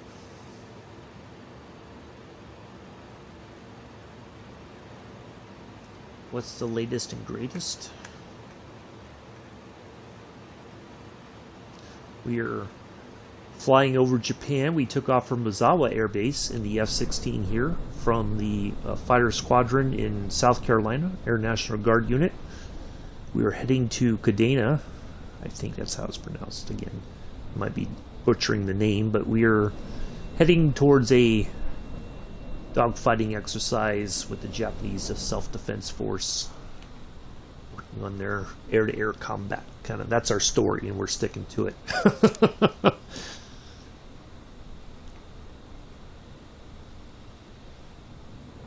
Well, yeah, we were up pretty high, and I may have gotten a little low a little bit early, but we're still above the clouds. We were kind of flying through the clouds for a bit, but I'm good, thank you.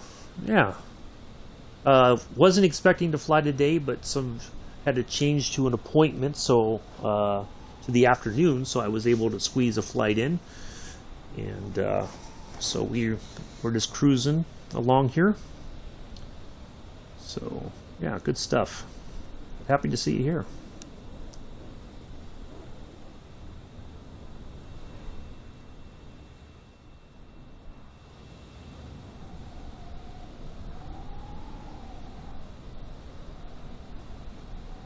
There's Mick, he's been lurking.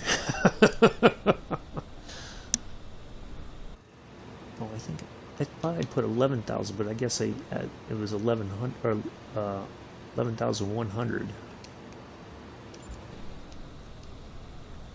There we go.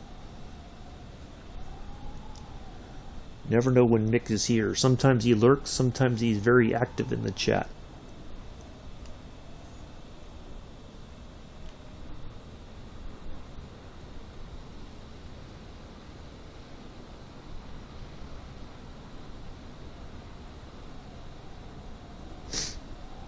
Surprised Mr. Addies hasn't popped back in. I'm guessing he's having his lunch, maybe.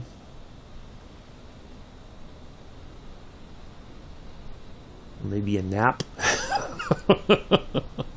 Who knows?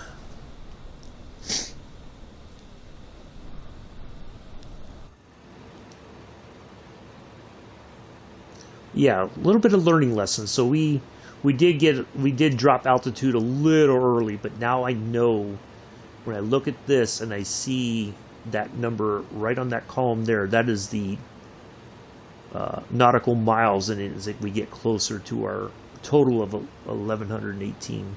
Dad things to do usually. Ah, yeah.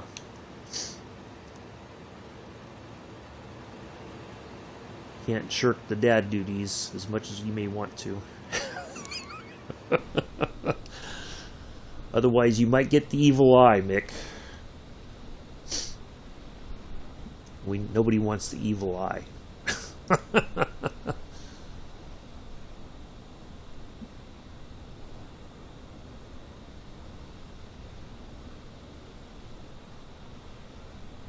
evil eye is no fun. Because you can't escape it, can you? No matter where you are, you can feel the presence of the evil eye.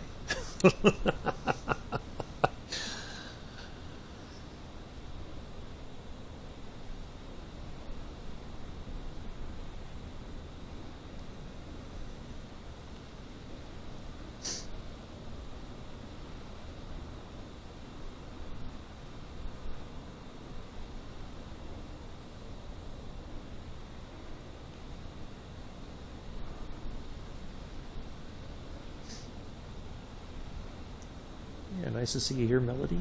Thanks for stopping by. Appreciate that. It's been a pretty good flight overall. Can't ignore the wife. We get slapped. Yeah, you don't need to get slapped. No doubt about that. That doesn't solve anything either.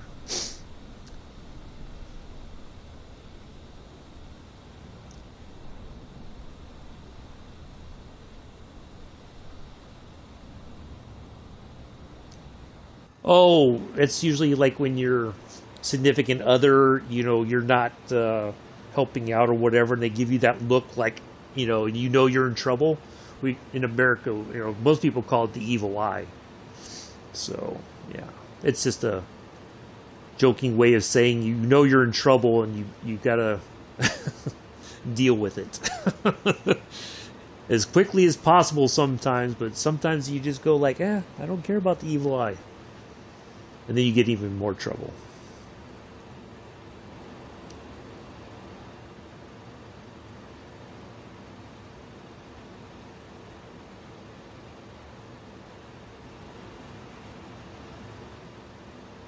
I'm going to fly through the clouds here again.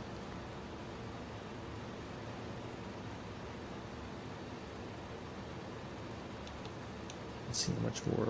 Oh, we still got a bit to go to Mach. So yeah, it's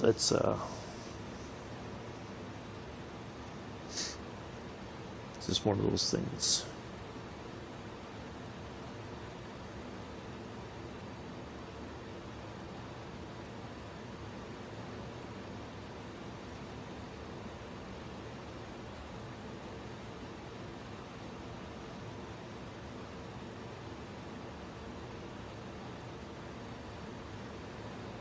I got the evil eye so bad sometimes in the past that I would lock myself in the bathroom just to find a moment's peace. Let's put it that way. And I am thankful. I believe that my new lovely lady would not get to that point. Yeah, exactly. No, I think. Fortunately, I don't think I would have to worry about that with Doris. She would. Well, I think we would talk before, like if I would sense, I think, when I was getting ready to get the evil eye to try to like, okay, I goofed up here. Let's talk about it. Yeah, I'm pretty fortunate with that, I think. Not really had arguments, I guess. We've had discussions, but, we respectful and everything, so... Yeah, it's all good. Hey, Pithers. Yeah, no, well, thank you. You get chocolate for them or food, yeah, or chocolate, flowers, all the stuff.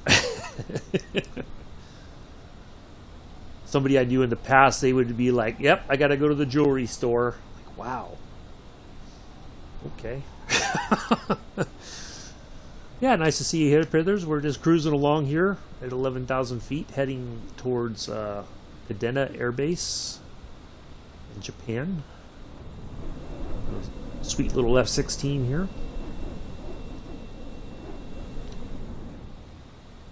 My cousin, on my mom's side of the family, flew F-16s in the Gulf War. Flew wild weasel missions, looking for... the anti-aircraft stuff, and they could lock in on it and destroy it, make it easier for Allied forces to fly, and you wouldn't have to be worried about being harassed by anti-aircraft stuff, or just give her my card. Yeah. Well, either way, you're in debt. That's the bad part. Yeah, I never got a chance to talk to him about his experience. They weren't like close family members or anything. Oh, does this work? Oh, look at that! A little armrest for flying. Huh, pretty cool. Where's the cup holder at? Oh, where's the heated pad for your coffee? All right, Pithers, take care. Thanks for stopping by. Nice to see you.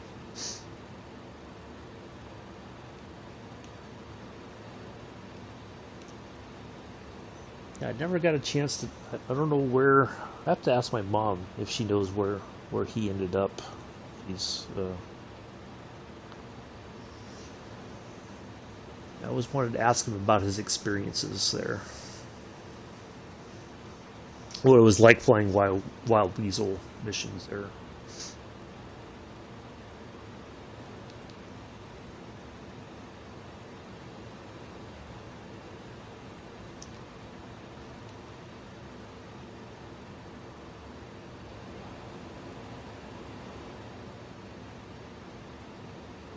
We do a 250.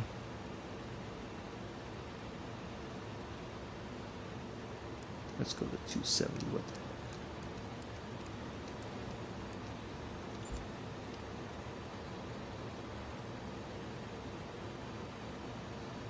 We still got a fair bit of distance to cover.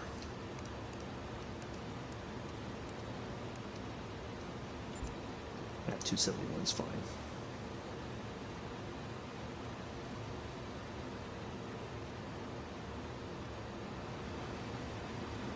Yeah, it's kind of nice just cruising right here at 11,000 feet. We're not getting harassed about climbing or anything. We're just like cruising through the clouds and just having a good time.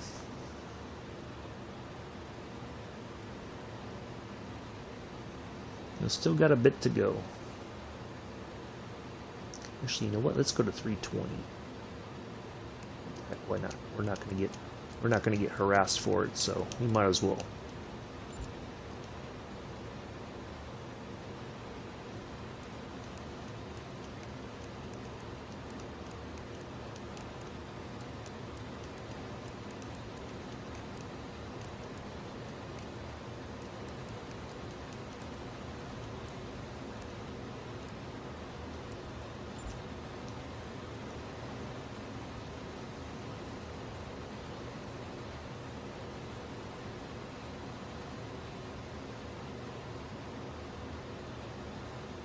One of the things I learned, and it didn't used to be this way, but the Navy has bought some F-16s and use it for aggressors for their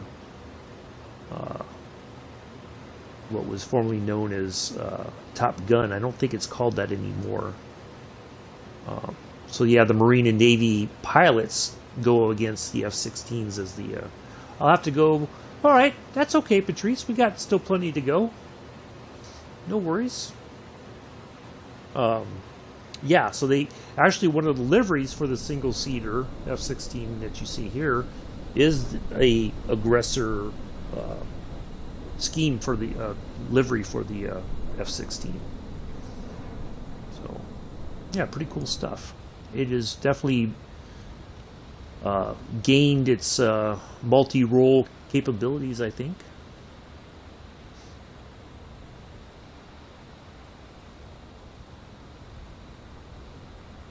Used to be A4s were used for aggressors and F5s, but yeah, the F-16 seems to be a popular choice.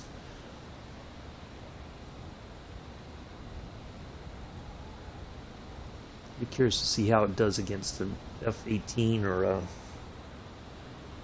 F-35.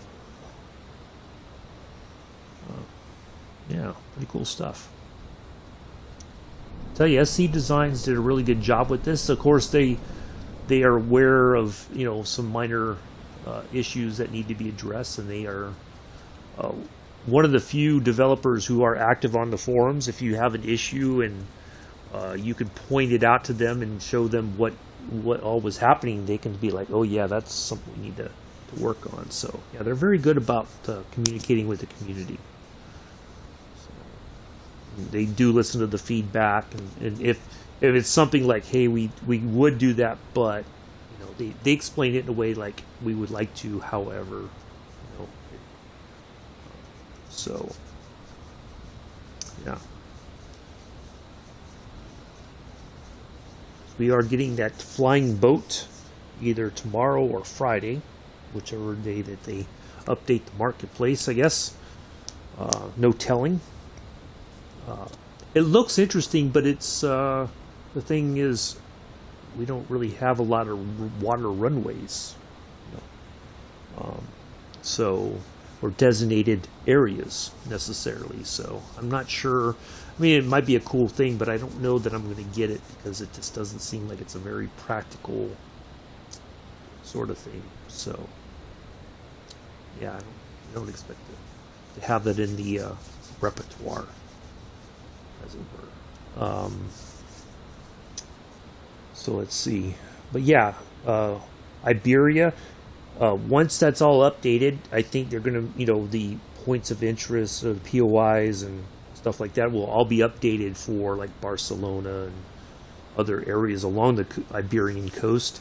So once we have that, we will plan on going back to Iberia, or to the Barcelona. We'll do a flying tour around there just to kind of see what's improved and all that. So it will be one of our scenic Sundays.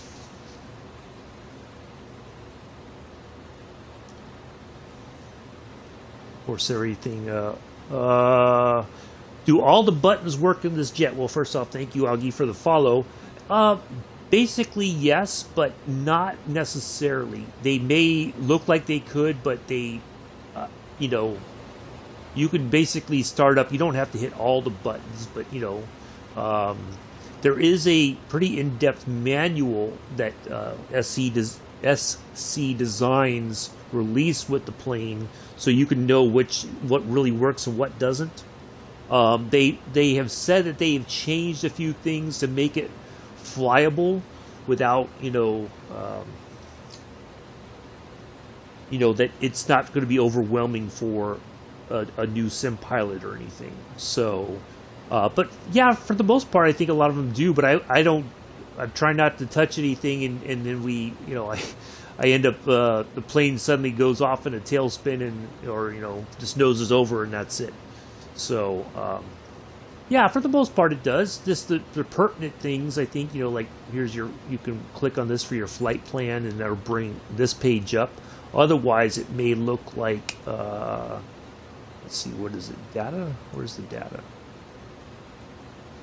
Or like, display initialization page. But then you come down here and then you hit the flight plan and it brings you right back there. Your autopilot's here, your auto throttle, engaging the GPS, that switch. Yeah, but for the most part, it's not too bad. It's pretty fun to fly. It's just if you go to trying to think. Let's see. Is it, let me see if I can remember where it is. SC Designs F-16. I think it's a. I think on here. Let me see if the. Okay, yeah. Here, I'll put this link over there on Twitch for you. They have a link to the manual there. You just have to scroll down a bit. So, yeah, good stuff. Oh boy. Oh, it's going through its usual. There's no data. There's data. Doggone it. Come on. There we go. All right, take care, Melody. Thanks for stopping by. Appreciate it. Nice to see you here. Enjoy the rest of your Wednesday.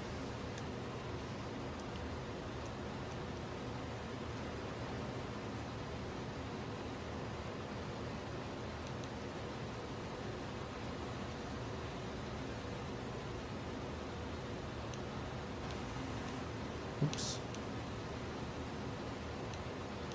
You're near Jackie, Queen. Is it Queen? Yeah. Joker. Oh, look at that. They got Jackie, Queen, and Joker as waypoints here. Interesting. Some of them are kind of close together. I think between Jackie and Queen, it's a little bit of a distance, but not too much. So, yeah. Well, yeah, it's they do try to make it a little bit realistic, but not so much that it's not a study level plane. That's not their intention. They just add enough stuff to make it fun and interesting. So, yeah,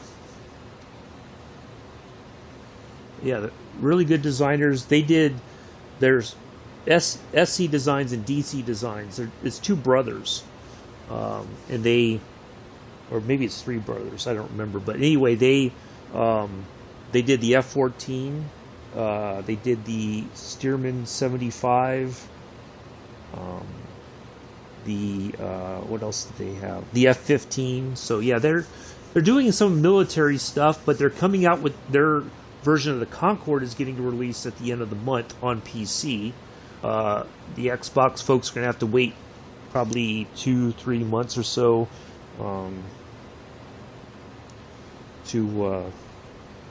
For us to see it. So, yeah.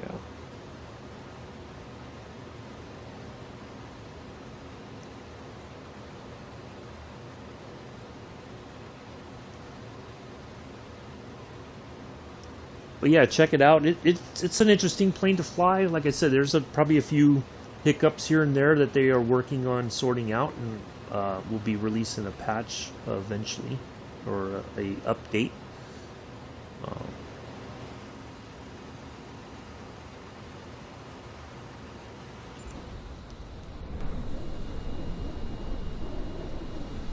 Yeah. Got the, oh goodness gracious, why is this thing acting up now? It's been fine all morning and then it suddenly decides that it doesn't want to work.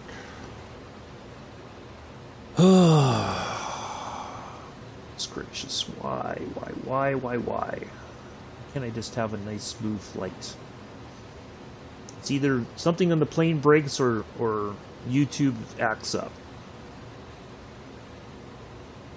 Alright, so here's the deal, folks. If, for some reason, the stream on YouTube suddenly quits, I will continue the flight on Twitch. Once I complete the flight, I will have to download it and re-upload it to Yahoo, or to YouTube. Yeah, we'll have to, I guess, go You could watch it again if you want, or you could just throw a thumbs up if you were already liking it. Yeah, it's just it seems that sometimes YouTube and other aspects of the streaming stuff that I use don't always like to work together after a little while. They start to get fussy. So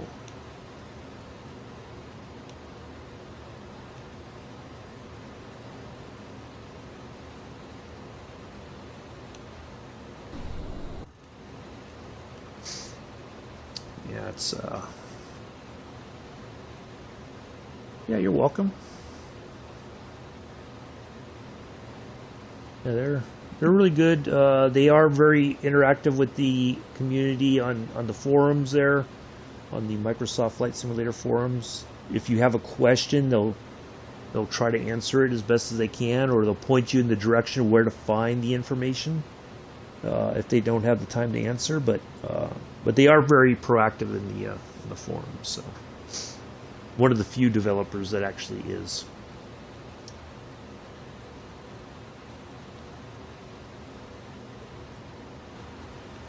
Yeah, we are just kind of cruising along here. Oops.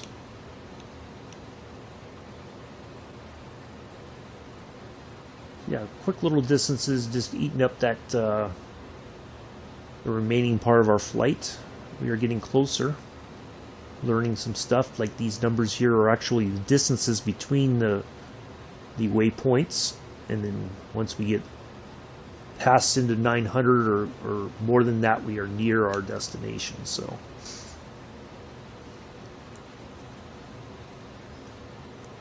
Learning something new. That's a good thing.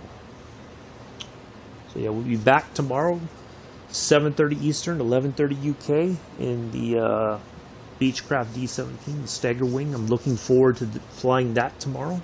We'll do a VOR to VOR flight from Raleigh-Durham to Wilmington.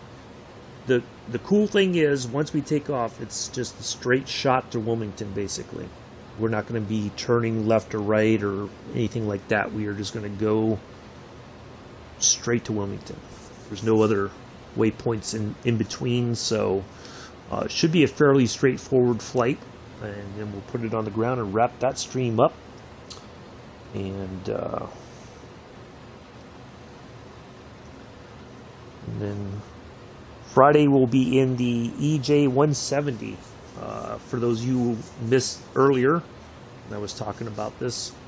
I have removed the 737 MAX, as if we were told that Boeing said, hey, take these 737s out of service. We don't know what's causing the issue, so don't fly them right now. So that's what we've done, kind of in a pretend way. So the 737 MAX flights will be replaced by the Embraer regional jets.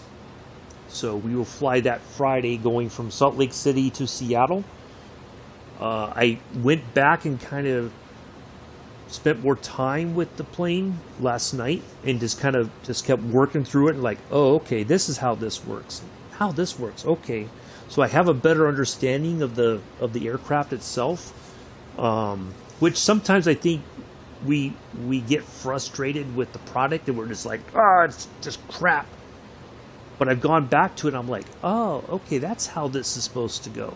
Oh, this works now. Oh, and it wasn't like there was an update. It's just, trying to figure out how the buttons and knobs work sometimes. But we have an expectation that what we think of how it's supposed to work, but sometimes that doesn't necessarily go that way.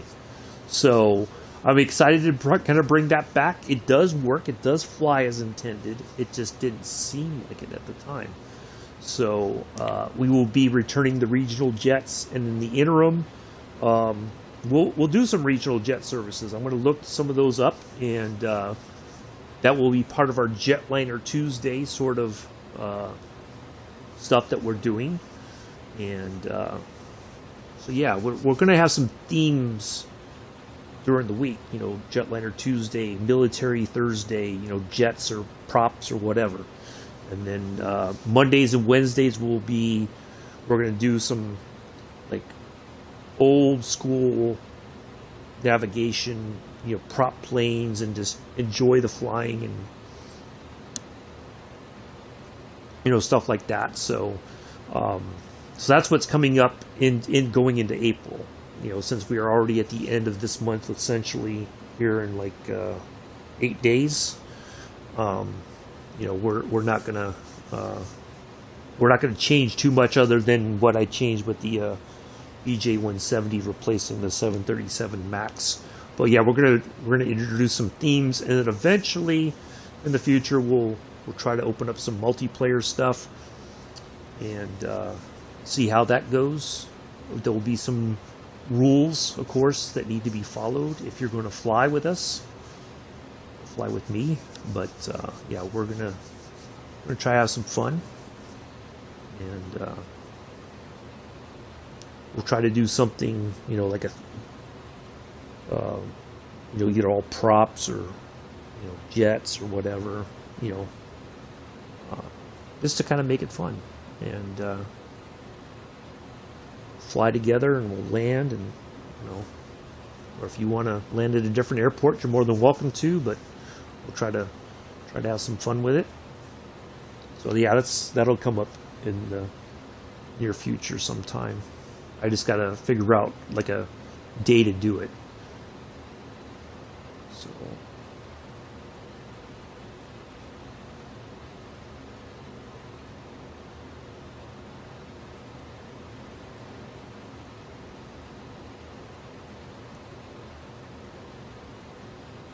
So I know part of it too is a lot of people who may want to do that can't do it during the week.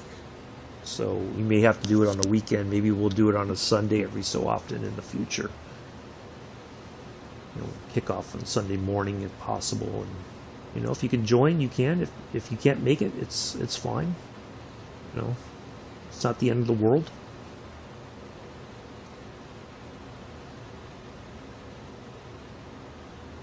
But we'll try to have some fun with it. And,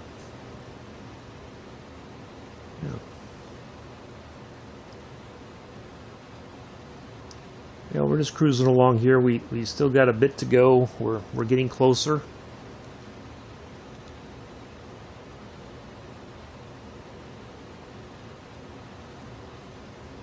So that's at 858. And we got, so there's just like these little 20, 30 nautical mile distances. We're just kind of eating those up, and we're just kind of cruise right here above the clouds. We're good. There's no terrain, I think, that goes above 11,000 feet that we may have to be concerned about. So we're just going to cruise right here, right above the cloud layer there. We are over water right now, but there's another part of Japan coming up in the distance here. So, good stuff. Yeah, we try to fly 7 days a week, and whenever my schedule allows for it. We won't be flying on the 1st or 2nd of April due to a medical procedure that I have to go through on the 1st. And I'm going to take the 2nd just to kind of relax and see how I feel, and if I'm up to it, I'll fly on Sunday. On the 3rd, we'll get back to flying, and then we'll keep going.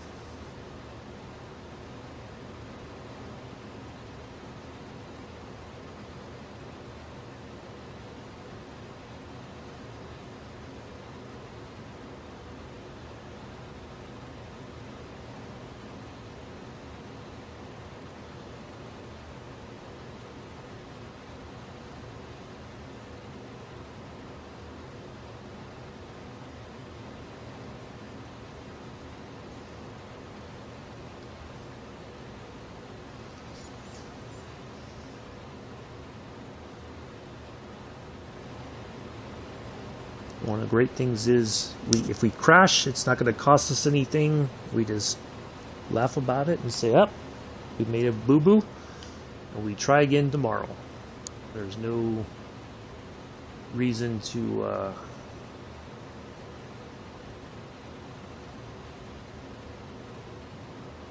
get upset about things or anything. It's easy to, but that doesn't really change anything, does it?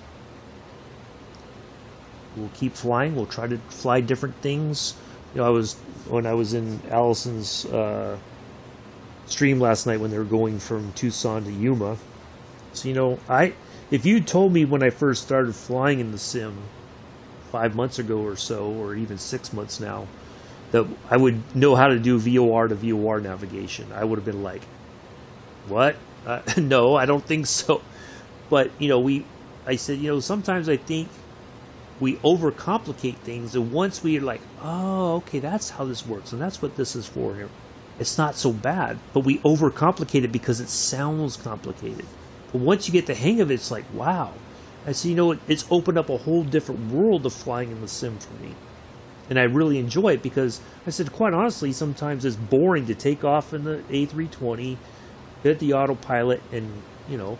But I wanted, you know, here I can do it because I can, you know, show you the plane and everything. If I'm trying to fly by hand, that's a little bit difficult sometimes. But the props, yes, like when you fly in the Junkers 52 or the Fokker F-7B, the plane's stable enough, I can, you know, look around the outside and everything like that. What is your living town in the United States? I am near Syracuse, New York. I'll just say that. I won't give you an exact location, Patrice. But yeah, I'm not far from Syracuse. I'll just leave it at that, because that's a major enough town that most people, or city that most people can find. It's, you know, a big name area, so I will leave it at that. So yeah, I try to be very cautious about giving out too much personal information. So, but no offense to you, but yeah, sometimes people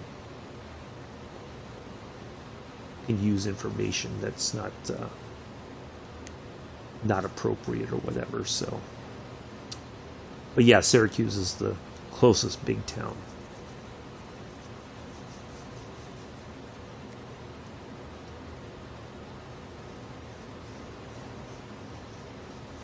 Now there is interestingly enough, there is a squadron at Syracuse at the airport that flies F-16s, I believe. I was looking online to different Air Force squadrons, yeah, Syracuse. It's not a bad little airport. I think when we go back to the regional jet stuff, we can do regional flight service from like Syracuse to New York LaGuardia and back, you know, or from Liberty to Syracuse, because that's only about an hour or something long.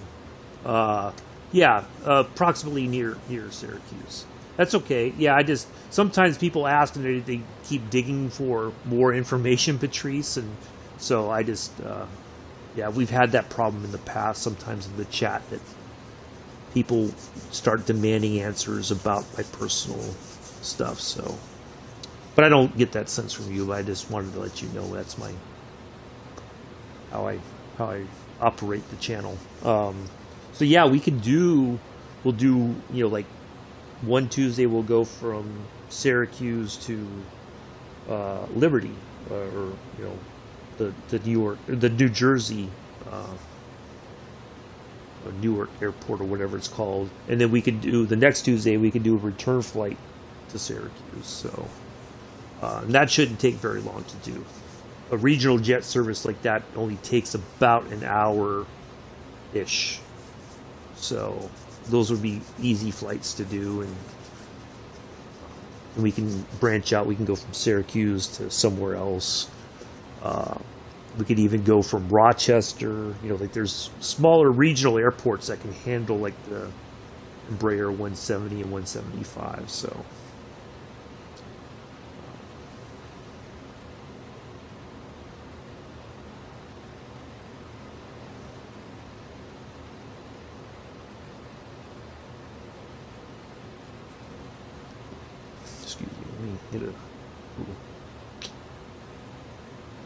Get a living happy is living hidden. Yeah, that's true in a way. Well, I think too, unfortunately, in the modern social media world, People initially were very, oh, I got to tell everybody all these things, and then it's like afterwards you're like, wait a minute, was that such a good idea? You know, so yeah, it's all right. We are getting closer because there is 936 nautical miles. We are getting there, so we're just going to keep going the way we're going. And I think, you know, like when Facebook was a big thing, and everybody's like, "Oh, I'm going to put like I live here and all this stuff," and it's like, wait a minute, like, hold on, maybe that wasn't such a hot idea. So yeah, a lot of people are realizing that it can lead to all kinds of problems, identity theft and stuff like that, people harassing you. So yeah.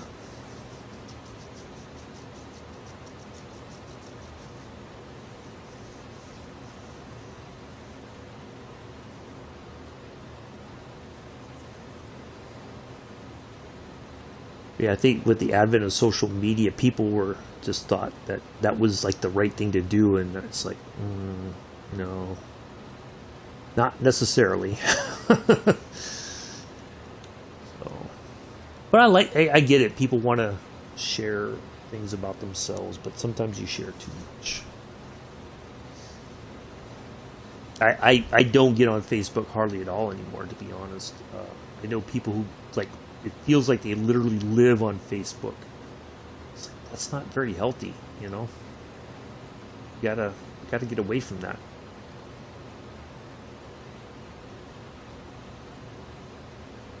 DED arrow up down. I don't know what that's supposed to mean, but I'm not gonna touch it. I was cruising along here at 320 knots. We're covering some distance. Oh, look at that. That's a little bit above, almost above or right even with us. So luckily we weren't flying over that direction. We would have had to been a little bit higher to make sure we got over that, no issues.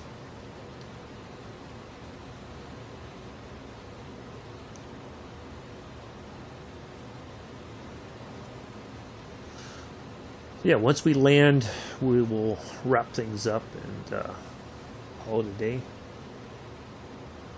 I also don't want to share with photos what I'm eating. Well, I mean, sometimes that's an okay. Like, I don't mind that because there's different cuisines around the world, you know, and I like to see stuff like that, you know, because people may not ever know like what is your favorite dish and what is it what's it made from and all. Those are like interesting things to share, but like other way more personal things I don't think is appropriate. But yeah, like pictures in a restaurant, I think that's pretty cool. You don't have to geotag which restaurant you're in. You could just talk about this is this dish and this is what, you know.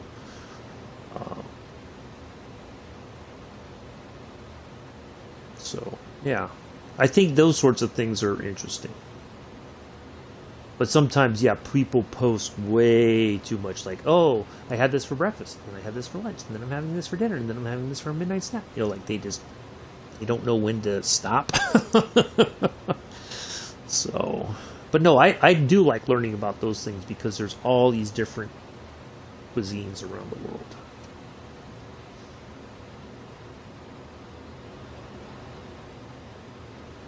You know, and I was telling my girlfriend that I said, you know, when I worked at, I was a contract security guard, and I was working at Seagate. Is it Seagate? Yeah. They, every Friday, because I worked like the late shift or the you know, swing shift. And so in the evening, once things kind of calmed down, they would have like a huge potluck, and they would bring me plates of food, and they'd be like, here, try this, eat this. If you don't like it, it's okay. I was like, I'll just eat everything, you know. And it was great because I tried all kinds of food I would have not ever tried anywhere else. So, you know, it's just amazing food, and I was very fortunate that they were like, hey, just make a plate for you. It's not a big deal. So, yeah, I like that about life. You know, you should get out of your comfort zone sometimes and try something. You never know, you might like it. Like I tried sushi for the first time, and I was like, wow, this is absolutely. And ever since then, I've been kind of hooked on sushi. You know, but it can be an expensive taste, so to speak. It's not cheap. If you eat cheap sushi, you're probably going to be in trouble. But if it's decently made and all that, then it's not so bad. But it can be very expensive. A traditional, I've been to ones that you have like the chef will make they'll put like 3 pieces of something on a little dish, and they put it on a boat, and the boat just keeps going around. And if you see it, you're like, oh, and then they stack up the dishes, and that's the difference. You can look, there's like a legend or whatever you want to call it. The style of the dish, like flowers or whatever it is, that determines how much it is. Oh, you like McDonald's? Well, some people do. That's okay. But they take that stack of dishes and they go and tally it all up, and they bring you back the bill. And sometimes you're like, wow, I ate that much? Okay, it didn't seem like I ate a lot, but it can be very pricey. But that's usually what most people would consider a traditional sushi restaurant, is with the little boats and all that. But you can also order direct. You can say, I want this and all that, but you can pick different things. So, all right, let's see how we are doing now. Just kind of cruising along here. Nice, relaxing flight. All right, so we are, okay, so is that Pine? P-I-N-P-I-N-N-E. So that is, we are near our point right there. We are only like less than 16 or 13 nautical miles once we get there. So we are coming to the end. We're just going to continue to cruise here. And yeah, exactly. Samurai, thank you for the, and thank you for the follow. I appreciate that. Yep, that's where we're headed. We took off some time ago, and we're not using air traffic control, so we've just been cruising here at 11,000 feet for quite some time. I dropped altitude a little bit early, but we stayed here at 11,000, and just enjoying the flight and flying above the clouds. I enjoy Thai food. Oh, I do too. You retire from Misawa. Oh, nice. Excellent. Well, that's glad to have flown from your former air base there. Cool stuff. Yeah, I love Thai food. I like the curry. There was a place in Oakland that was like traditional Thai, but it was like a buffet. And my boss took a bunch of us there one time from work, and I was like, oh my, it was amazing. Absolutely amazing stuff. It and the good thing is, if it's, you can order stuff. If it's too spicy, you can order things that are, like you can get a curry that's less spicy than the regular stuff if you're sensitive to that sort of thing. So, yeah, I do miss, there was all these, I miss the noodle shops like in the Bay Area.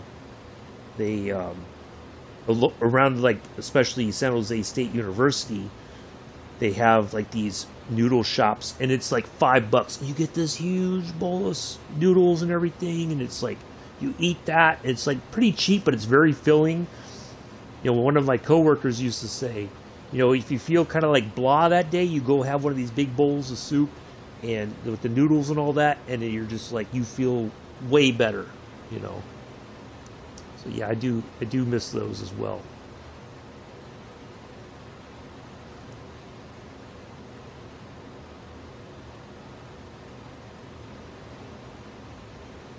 It was funny because when Allison was flying in from Tucson the other day, I was like, man, I remember when I was down there for a year. One of my peers and I found a couple of different noodle places, in Tucson that were really good. And it's interesting that they're always near college towns. Because I think it's just that they know students, they want something good to eat, but they can't afford a lot. But yeah, you get one of those big bowls, you're like, oh, you just like got more energy all of a sudden.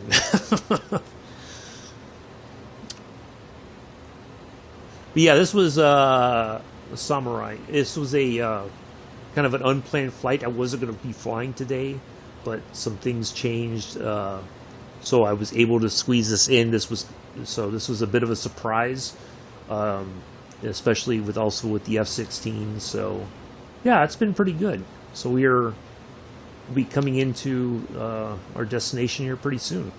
We've only got let's see, 1, 2, 3, 4 more points to go. So yeah, we are just kind of eating up the distance, and we'll be there before we know it.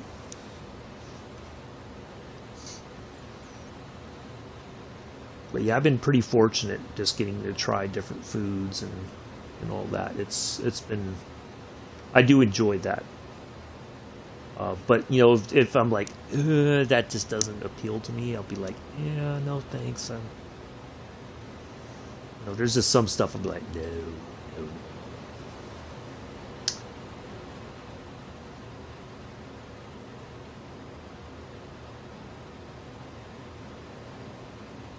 And the Japanese Cultural Center in the San Francisco. I flew last night patrolling. Oh, okay. Oh, so you bought the MiG-29 from Deimos, I believe. And yeah. How are you liking that? Is it you feel as it's like a good? It works pretty well. I mean, a lot of people I've heard already are pretty happy with it. So I was just curious to see what your take was on the MiG-29. Yeah, the Japanese Cultural Center, they have all these like little restaurants and all that. They have a Benihana's, which is, like a chain kind of thing, but the smaller mom and pop kind of places, oh, it's just absolutely fantastic. I miss that.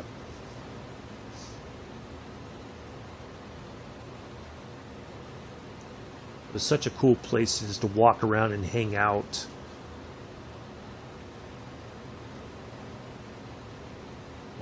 I'd really like to get back again one year for the Cherry Blossom Festival there in the Japanese culture, because they have like a big parade and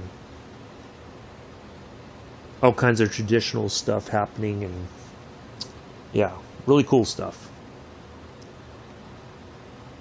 I nearly made it there a couple years back, and then my connecting flights were late departing, so yeah, I didn't make it there for the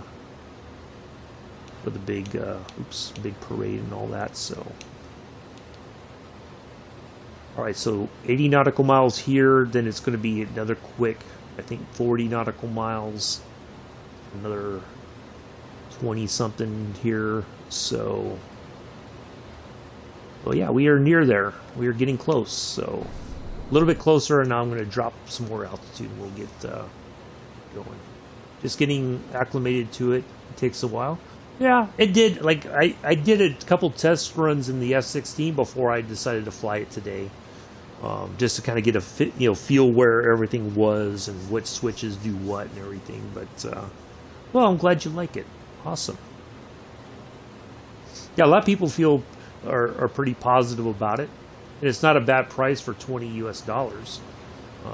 It's not overpriced or anything. I think it's a reasonable, and it'll probably go on sale at some point. So in France we have very good food, but if you want real French, it's expensive. Yeah.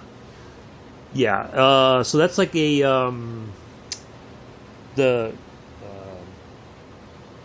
what's it called? I remember the name. It was a French name. Gastro.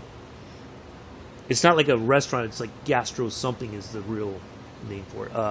Summer festivals in Japan are fun to experience, especially the Matsuri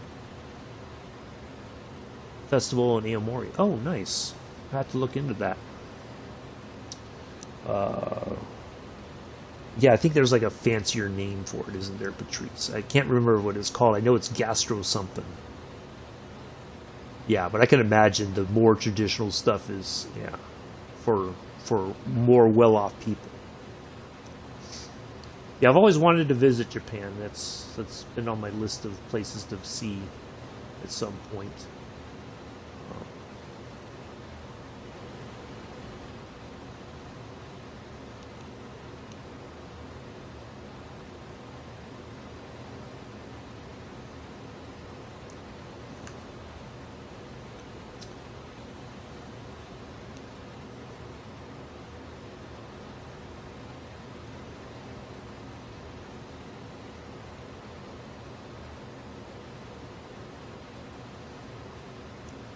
Yeah, we are coming towards the end here pretty soon.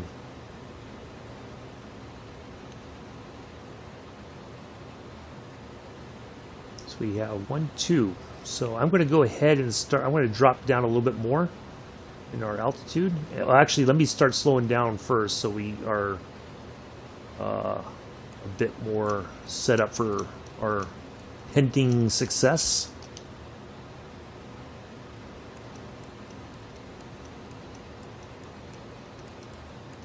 Get down to 250.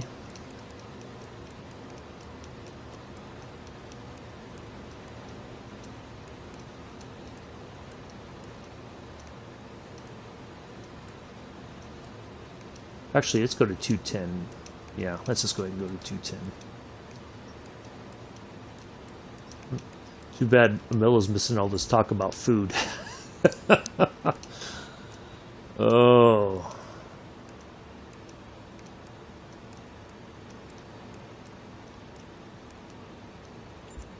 190 I think is fine. Let's just go there. Let's go over here. Let's get down to about...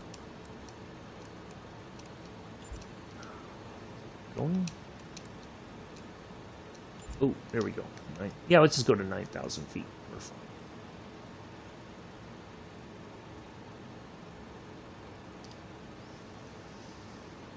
Yeah, I've been through France briefly. I never really stopped off there for an extended period of time, but I've traveled through France on the way to Spain many years ago. I'd like to go back to Spain. Oh, there's so many places I want to go back to or go see. Yeah, that's the one. Yep, that's it. Thank you. Gastronomy. Yeah. In France is the word used to talk about good eating. Yep. Was I doing something wrong here? Maybe I need to go to 210 just to be safe. Might be going a little too slow.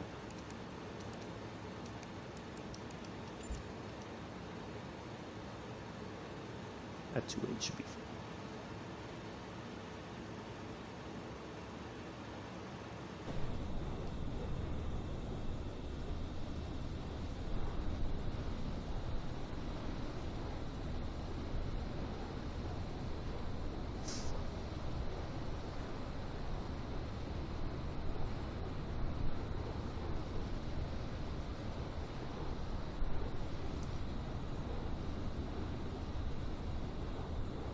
I enjoy a good carmonade, which is a beef dish. Oh, that does sound nice.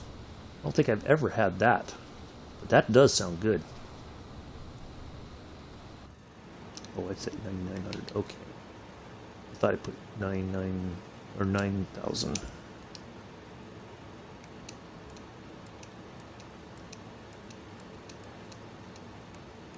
Actually, let's go down to 7 now.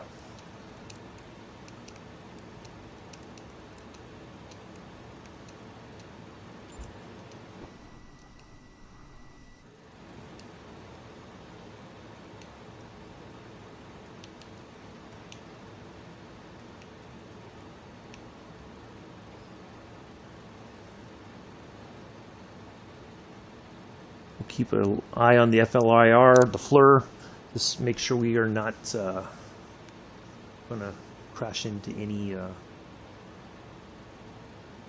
mountains or anything like that. Oops.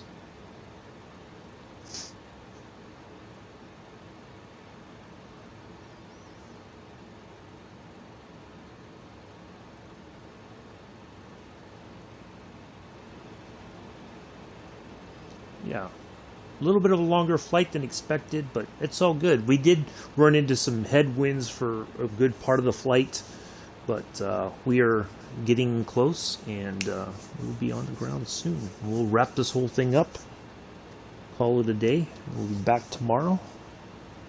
Staggered wing D-17 from Beechcraft, Raleigh, Durham to Wilmington. 7:30 Eastern, 11:30 UK. I'll announce it one more time once we hit the ground. Not hit the ground, but once we land and taxi to our parking spot. We'll just find a place to park it and shut it down.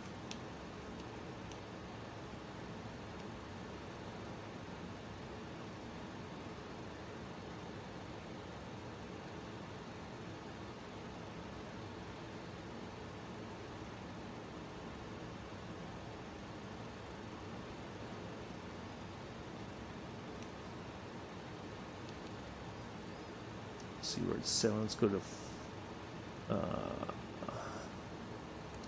let's go a little bit lower.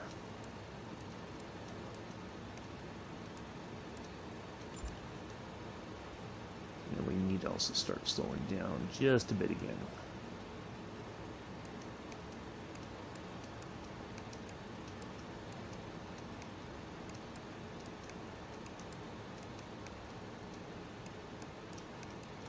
Go to 180. Oops, that's way too low. Way too low. It just suddenly jumped, skipped.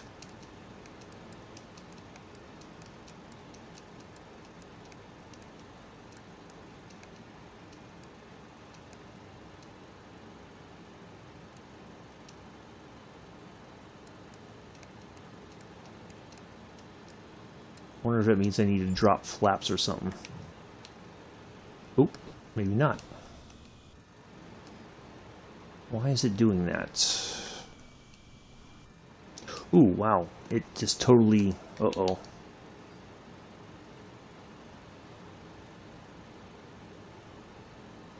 Wow, it suddenly dropped altitude unexpectedly. Okay. That was interesting. Don't know what happened there. Huh. Alright. Interesting. Never had the onion soup, which is popular now. Oh, onion soup, yeah. I do love onion soup once in a while. Good stuff.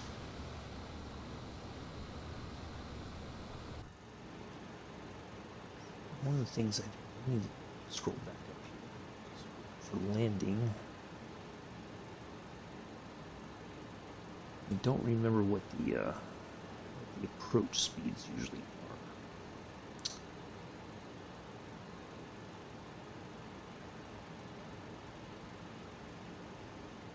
Should have probably had this open some time ago.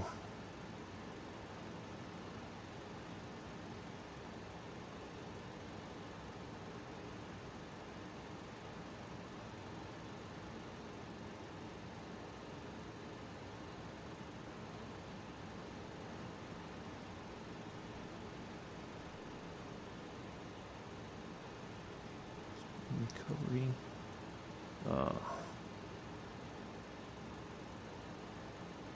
Oh, okay.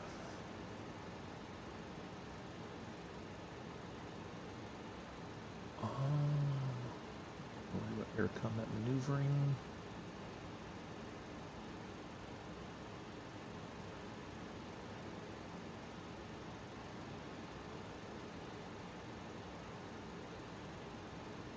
Midfield.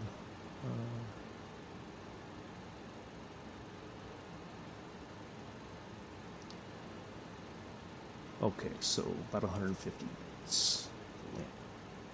Okay, good deal.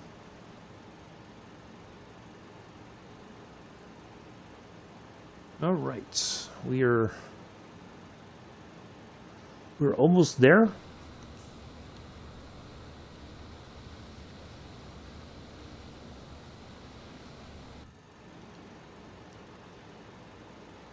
Let's see where we are at now. 17 nautical miles.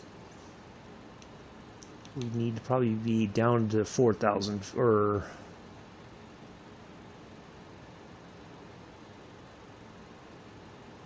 I think it was like 4,000. But I'm on a visual approach, so I don't have a minimum or anything like that.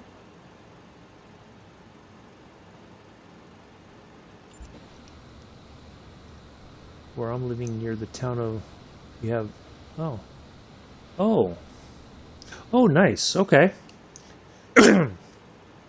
Sorry. Very interesting.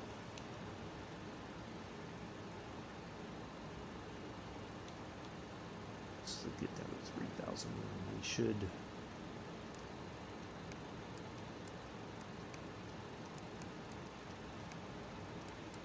So apparently that's a known... That warning... that happens for a reason.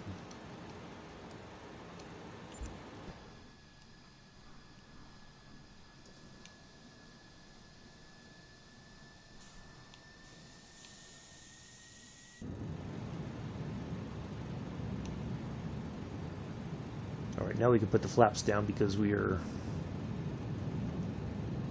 Let's go down to 160.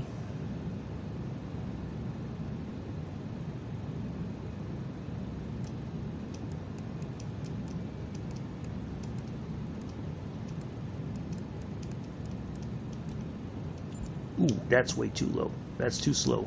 Oh my goodness, it just jumped again.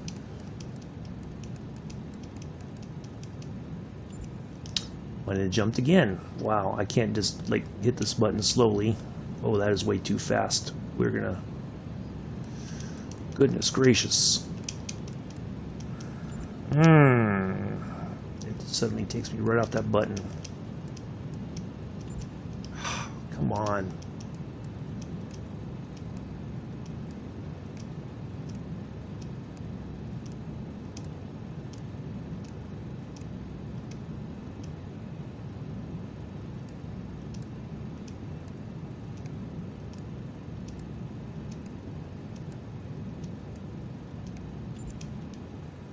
All right, there we go.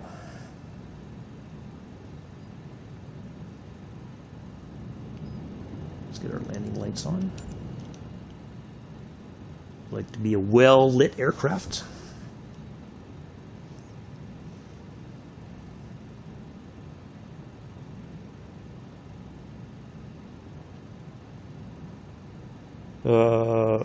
David Alter, thank you for the subscription. Appreciate that.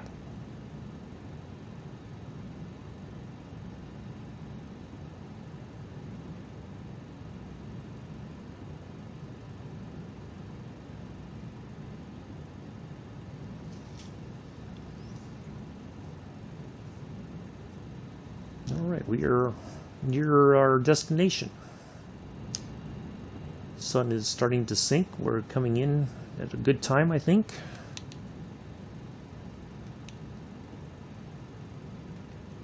So yeah, once we get to Pine, it should be a quick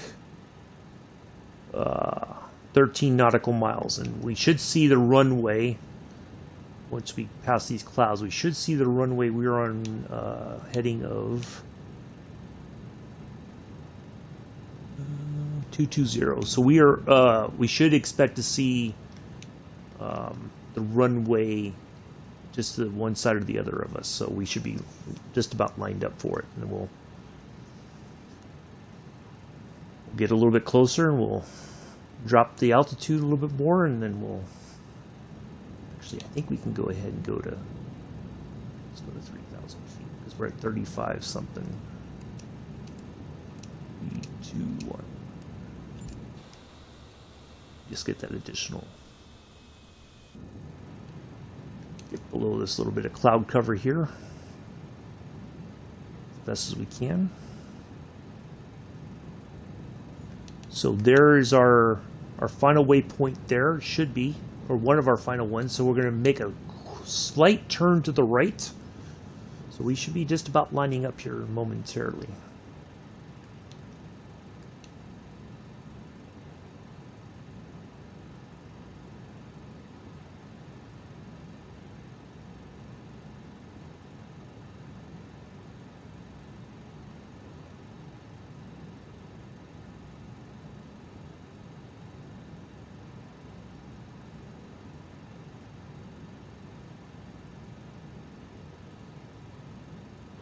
do appreciate everybody coming in and hanging out today. 6 likes, thank you. Going good, Vengeful Squid.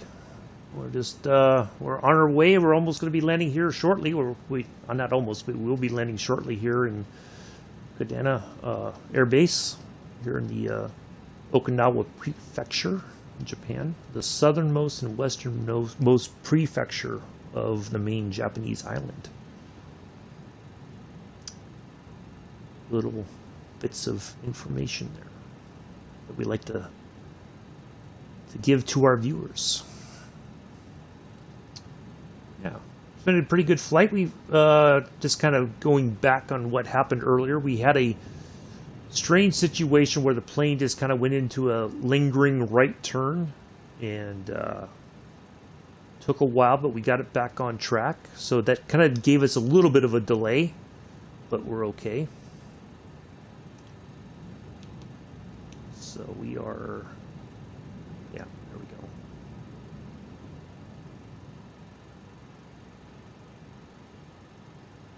So there it goes. It says end of flight plan.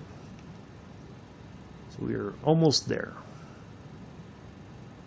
So we should see the runway. We should see the air base there pretty soon. Patrice, can you tour the Airbus factory just out of curiosity? Do they have like a guided tour or anything? You know, that you can kind of watch the Airbuses being made, or is it there's no tours or anything like that? I'm just kind of curious to see how that goes. If that's something you can do.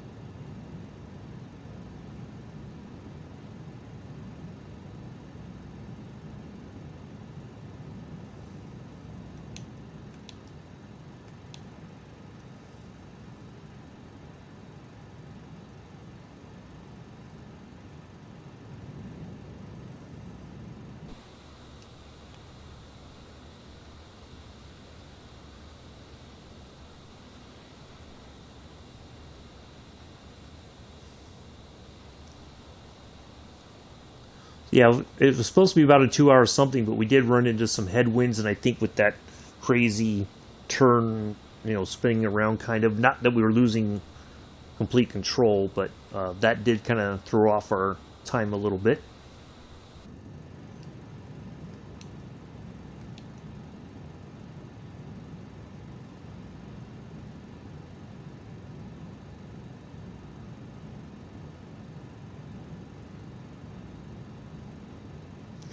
Oh, the Airbus factory. Can you take a tour of the factory? Do they have like a guided tour of some kind? Or is that not allowed?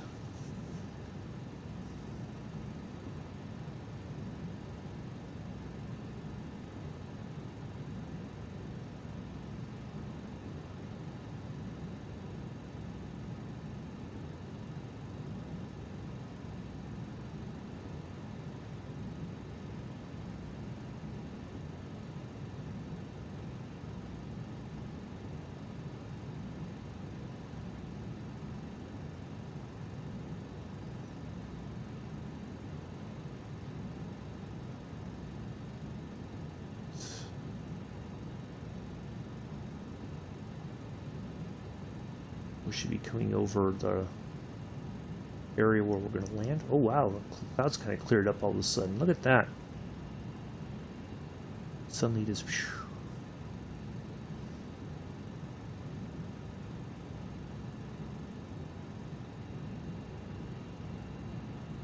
Yeah, it's been a good flight overall, despite the little hiccup earlier. I'm very happy to have gotten this flight done today. Good stuff.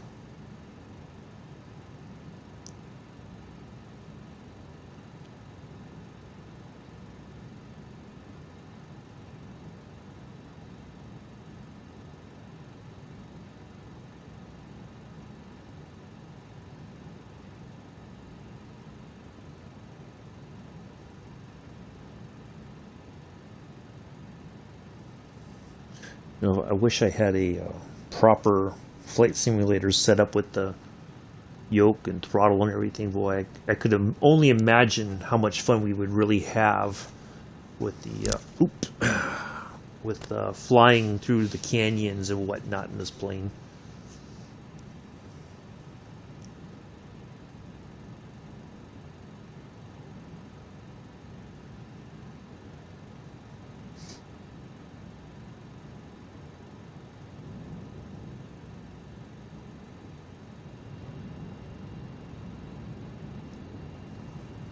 Yes, you can visit the factory with some event organized by Airbus, but you can't come in special local where it is constructed. Oh, okay. Oh, nice. Very good. Yeah, I wouldn't imagine you would be able to, go actually on the floor where they're building this stuff and everything, because that'd be very dangerous. But if you could look from like a big room with a window that you could see everything that's happening.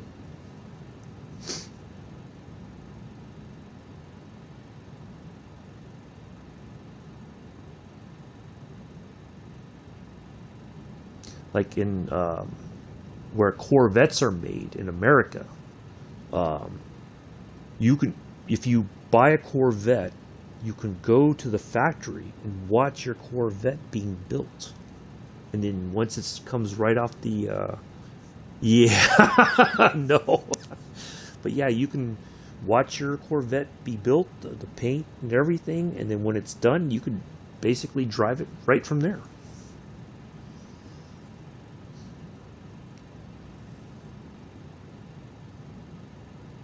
I don't think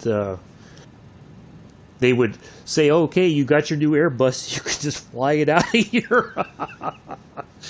Oh, thank you. I got my A380, so I'm just going to take it home now.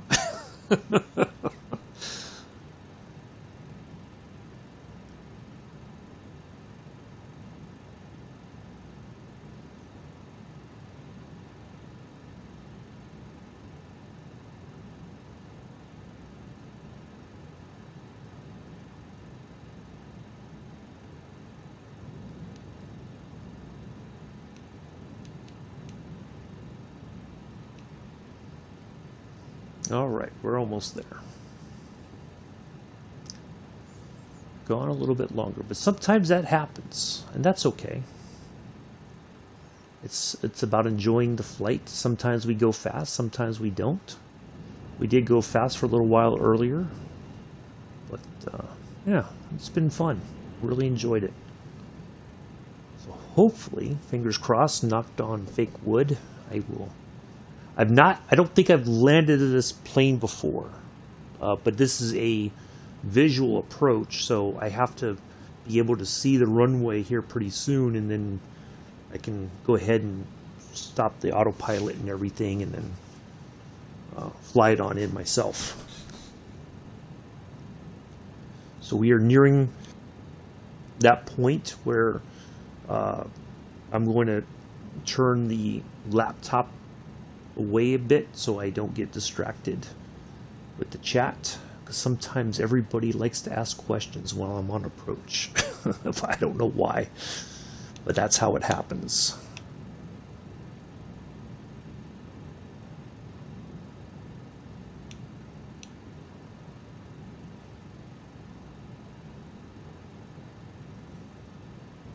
Right, so it looks, there's our waypoint right there.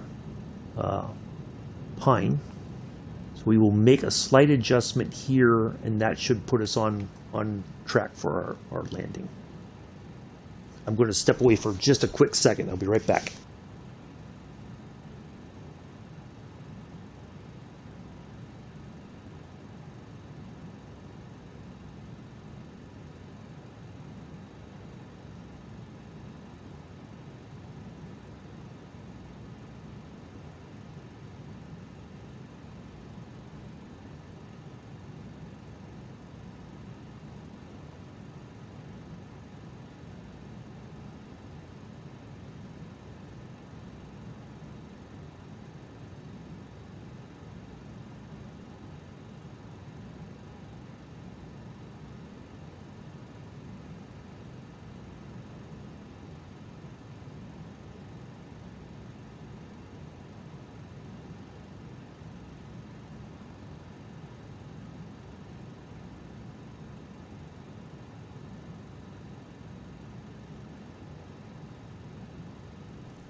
Did I hear Lansing? No, landing. We're going to be landing soon. Landing. Not Lansing. Landing. But how are you, real Italian? Nice to see you here.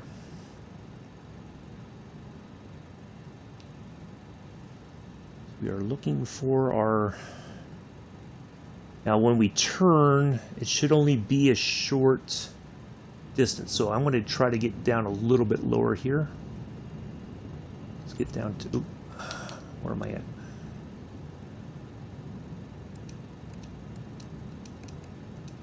Let's get down to about 2,000 feet. This, so hopefully we can pick up the...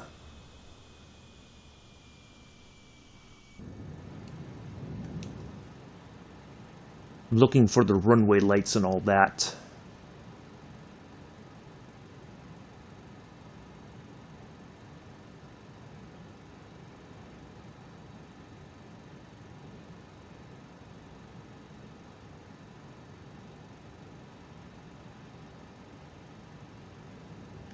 Is that our...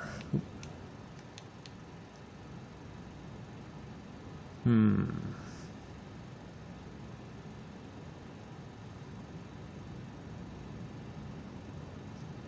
know what? I think I'm going to kind of cheat a little bit, unfortunately, because...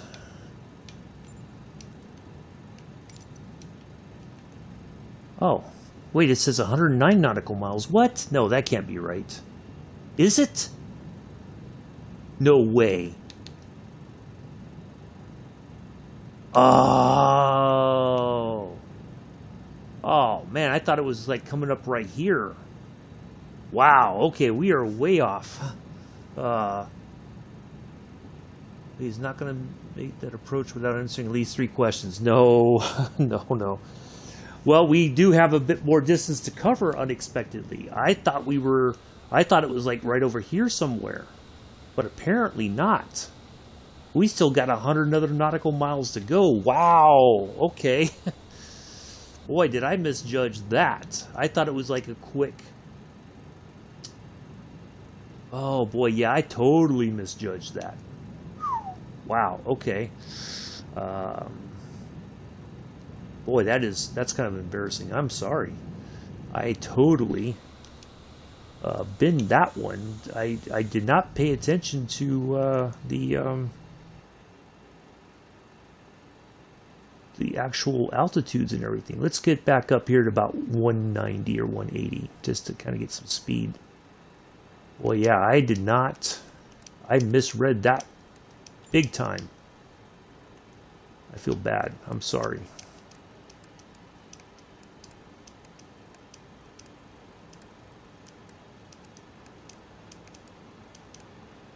Boy, that was a big misjudgment on me.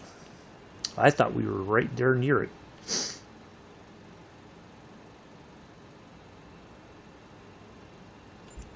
Let's get back up to about 3,000 feet.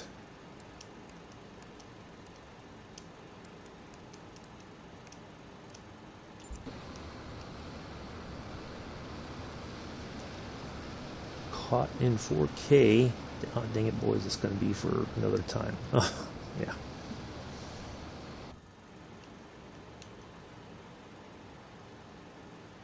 Well, good thing I double checked because I totally misread that. I thought it was only like, when we got to here, I thought it was only like 13 nautical miles. So, yeah, I totally misread that. But that's okay. It's a learning lesson, so we're good. We're almost there. We're still on our way.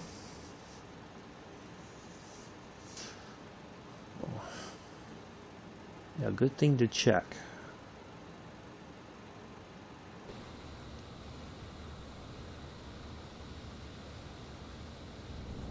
Yeah, we're just kind of cruise over the water here.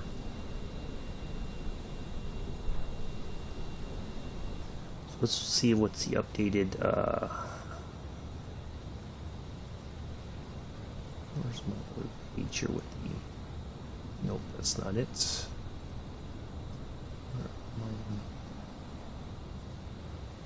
There it is.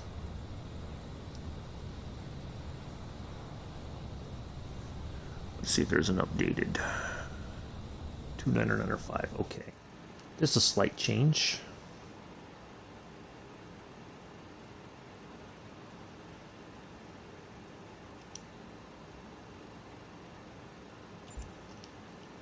Nothing real significant, but there we go. When I wake up, I ask myself, where am I? Yeah, that does happen sometimes, unfortunately. We're still en route. We haven't given up. We'll get there. Yeah, good thing I double checked, because that was like something didn't seem right. I really thought we were close by, but again, I think I misread the information there. So, but it's okay. We're getting there.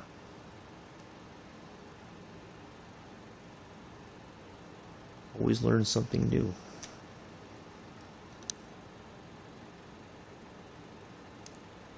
Hold on just a second, folks.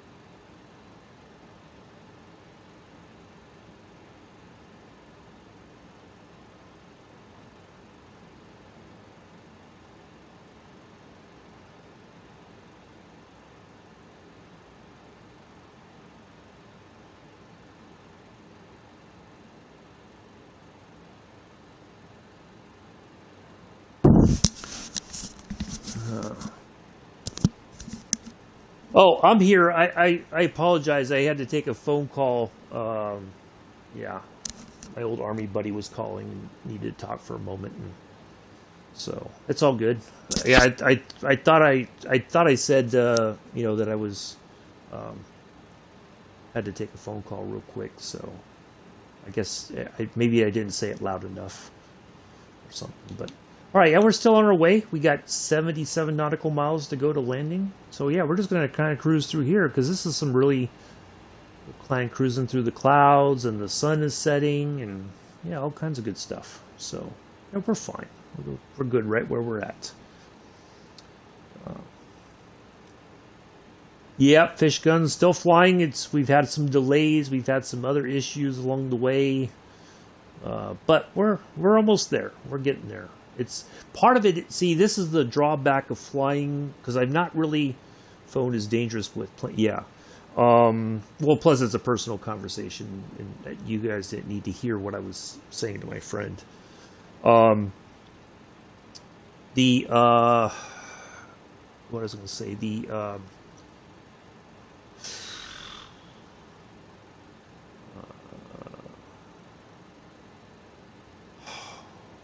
Where was I going with the because I got used to flying with ATC, right?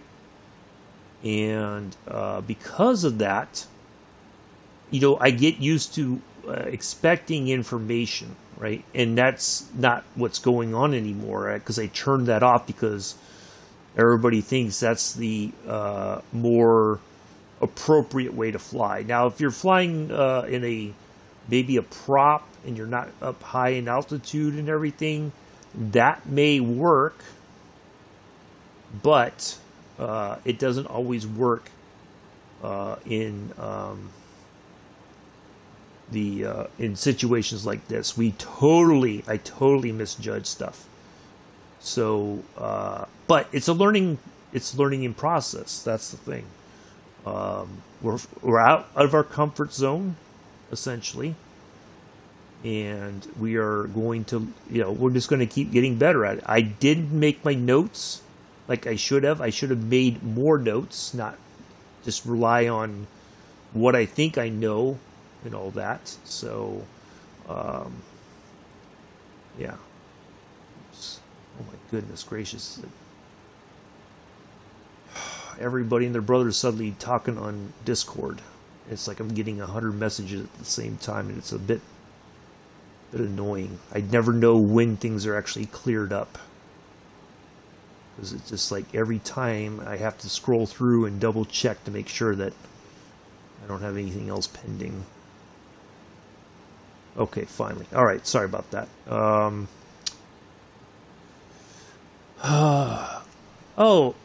Hey, don't worry about it. Mick, go do your thing. I appreciate you hanging out while you could. I will catch you later on ATS tonight for a while. Good to enjoy some shenanigans in the trucks. You, Chris, and Pulse. Looking forward to that. So yeah, that's one of the drawbacks of flying without ATC on. It's annoying, but we would have been told, like we would have kind of... but again, like the other thing too is I didn't really pay attention to the flight plan necessarily. I put it together and we went with it. I didn't kind of like think about the what I should be doing and when I should be doing it. That's the drawback. So why does it seem like we're in a... No, we're not in a turn, but it seems like we were. So it's part of the learning. If we are going to not use systems that do help us in a way, even though it can be aggravating at times, I have to be a bit more prepared, I think. And that's the lesson of today, apparently. But that's okay. It's fine. We're going to continue the flight. We're almost there. We've only got 60-something nautical miles to go. So we are just making our way there. It's all good. We're going to have a nice flight over the water here. Sun setting. We got this nice color through the clouds and everything.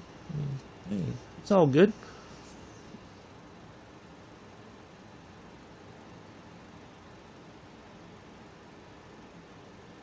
But that's when it's easy to misunderstand something, because I'm not used to that. And I couldn't go through and look like, okay, at this point I need to be here and things like that. So,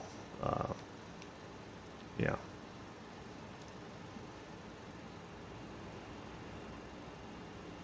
That's the key, I think, of doing all these things. Now let's see, where are my panel lights? I'm going to put a little panel light stuff on here, just to kind of add a little light here. Look at that, see this nice green background?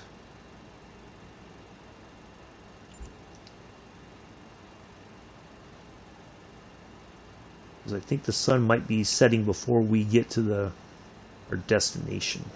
So I'm going to go ahead and turn the lights on now so that we are good to go. There we go. A little bit more lit up here. A little bit easier to see things. Yeah, look at that. It's kind of nice.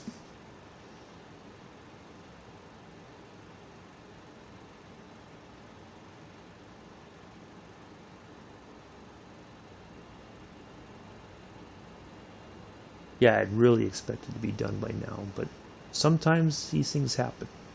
You know, if people have to go and do other things, it's completely understandable.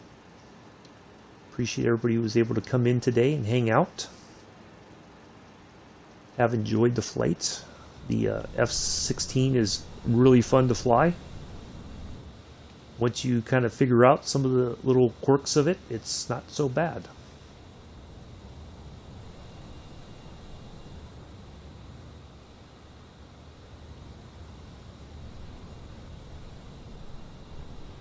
Hey, there's a runway right down there.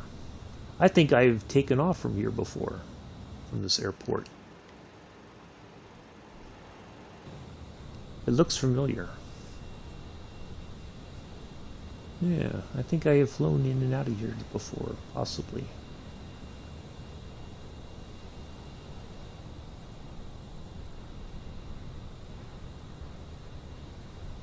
Probably could land it there, but we're going to get our low way to the air base. That's our it's how it looks flying on Mars. Yeah.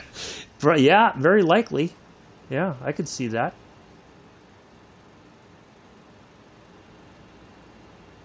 Yeah, it's going to be dark by the time we get there, and that's okay. Sometimes, I like these kind of sunset landings, Adds a little bit something interesting to the flight, and a little bit more drama, I guess, that we have to contend with.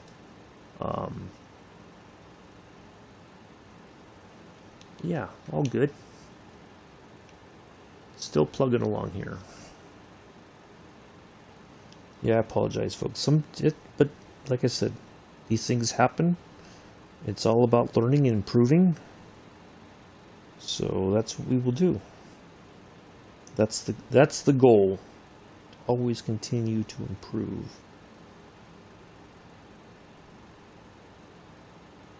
Because if we're not, that's not a good thing. We want to be able to build upon our knowledge and stuff like that.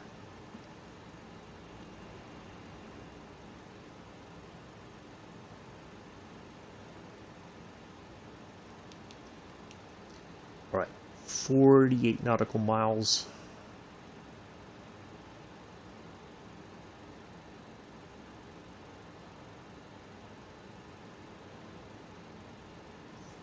It seems like it's taken forever.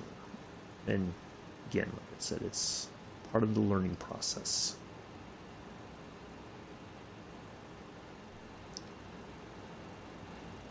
I think we've done pretty good for our first time flying this plane.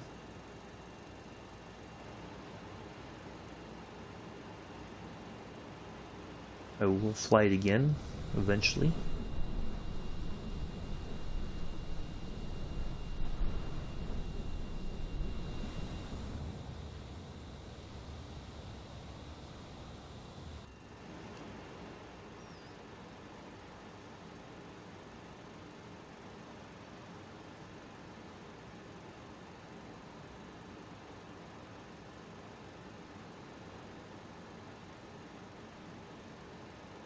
But one of the things I did notice with the ATC off, if like say on Friday when we're in the 170, I can still request pushback. It'll still give me a climb and maintain sort of thing and all that. But after I take off, it won't bother me anymore. So that'll be the good thing. And then we just climb and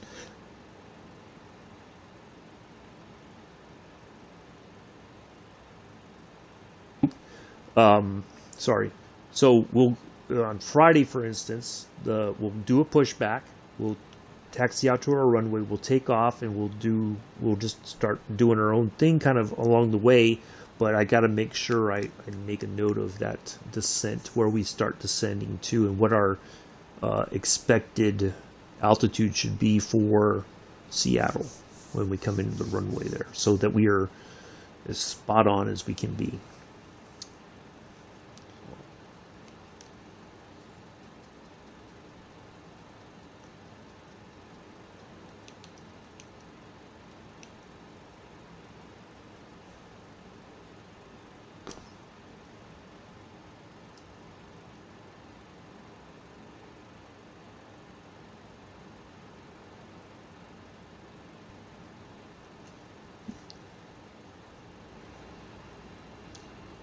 But too, we could have been up at 38,000 feet for quite some time, and then we would have been dropping our altitude here, which probably would have been the better option in hindsight.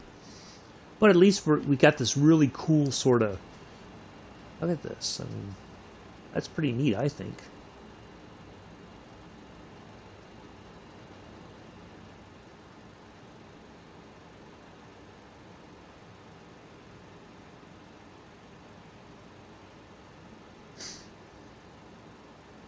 Yeah, looking forward to flying with Cap Marish tonight. The next leg of the flight over Australia. Hopefully some interesting scenery for that. I think it will be.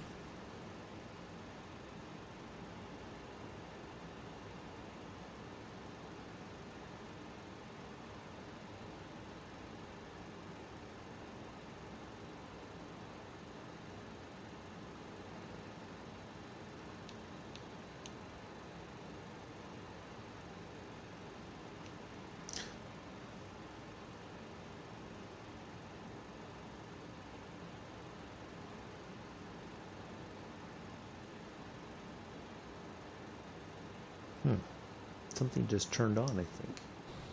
Seems like.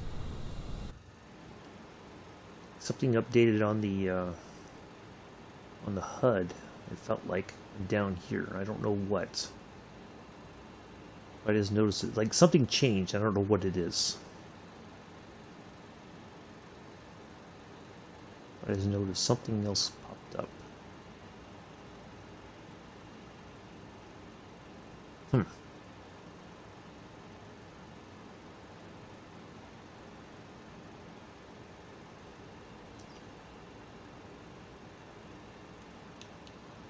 Alright, we're 32. So once we get about 20 nautical miles out, I'll drop back down to 2,000 feet and start slowing the plane down again and try to get ready to put this thing on the ground. Nice and easy, hopefully. First time doing it, so hopefully it will be a good time.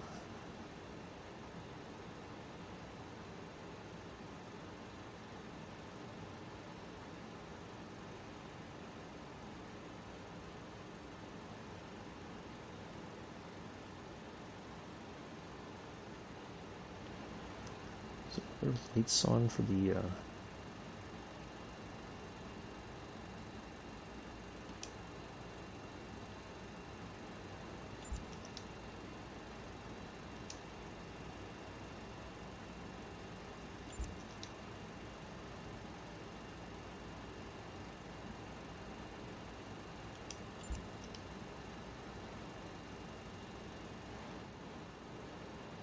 all right, that's probably as good as it's going to get.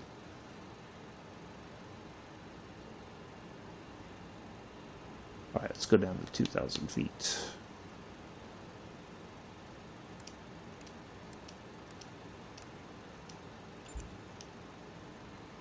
at least 2,500. I think that's a good spot to go to.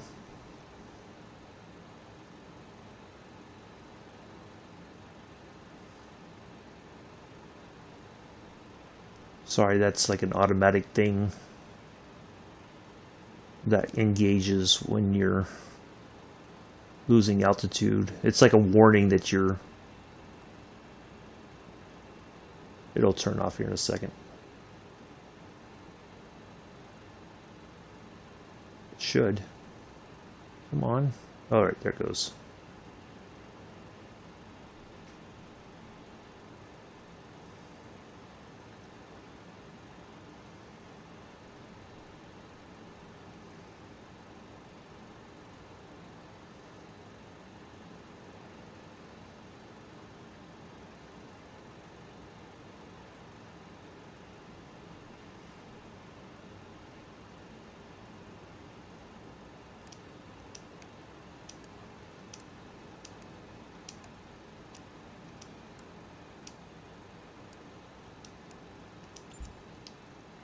Start slowing down a little bit more here.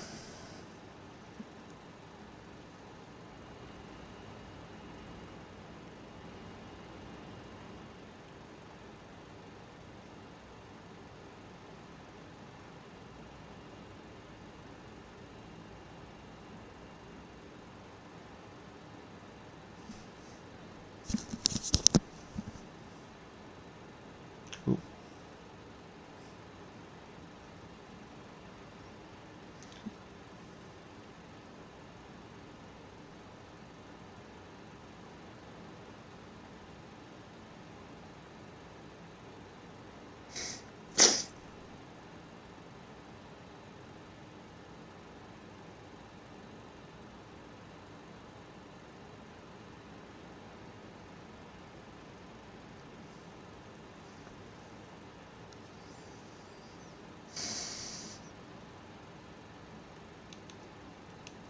We are 20 nautical miles, so I'm going to go ahead and get to 2,000 feet just to be sure we can hopefully see our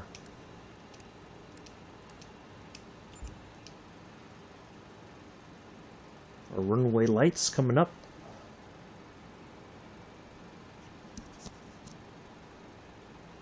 I don't think there's a way I can disable that alarm, unfortunately. I know it might sound a little bit annoying. I don't want to increase that, decrease.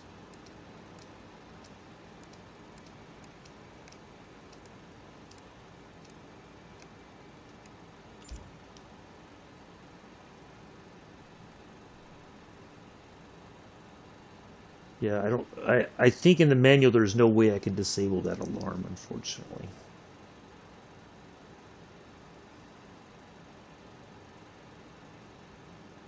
It's like we trade off one annoying thing for another, huh?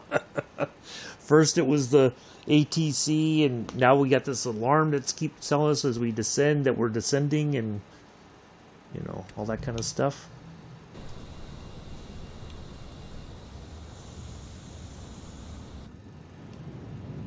All right, let's go down to 150.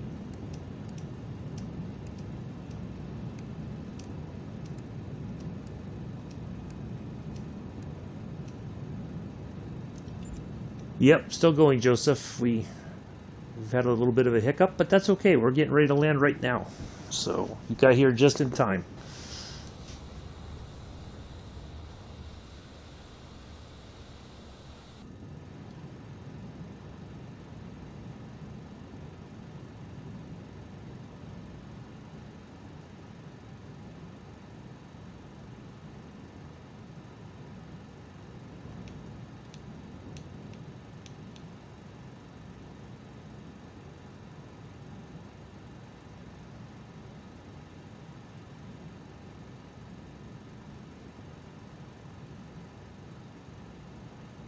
There's only 2 runways, so we should be able to spot our one to the right a little bit easier once we can get our visual on the... You fell asleep. Ah, good stuff, Joseph.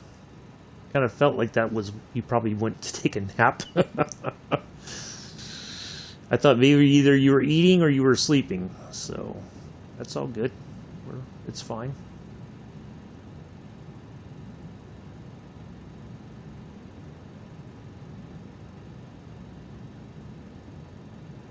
should be just on the other side of this, right there. We should be able to see it any moment now. But, however, of course, because of this cloud cover, it's going to be difficult to see almost to the last minute. I kind of feel like. I think if once we get past this low area here, or this little hill or whatever, we should see it. Like by now, we should have a visual. Oops. Of the runway. All right, let's go ahead and I'm just going to go ahead and go for it. I'm going to see if I can't find the runway myself. Oops. Ooh, boy, that's nimble. Wasn't expecting that. I think we are right. Is this it? I think this is it coming up.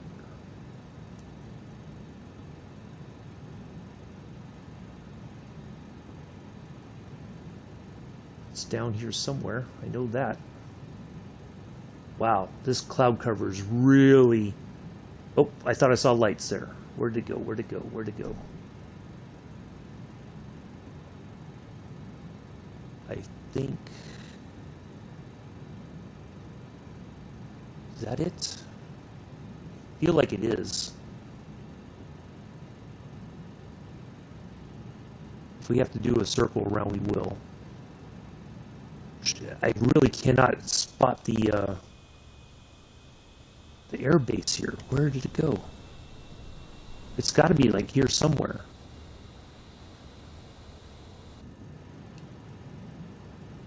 Oh, it's still like 6 something nautical miles. Okay. Oops a daisy.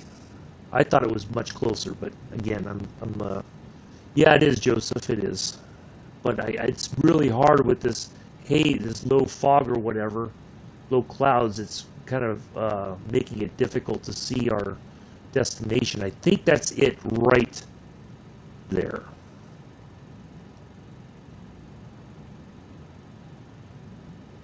Yep, that should be it right there.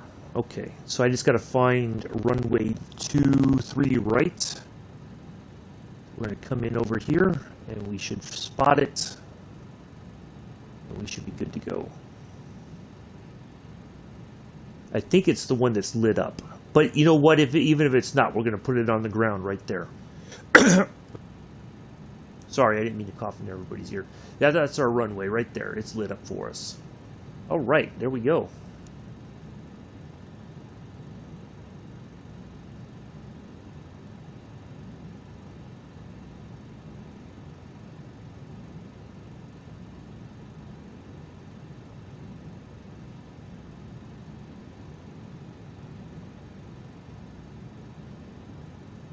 There it is. We finally made it. We're here, folks.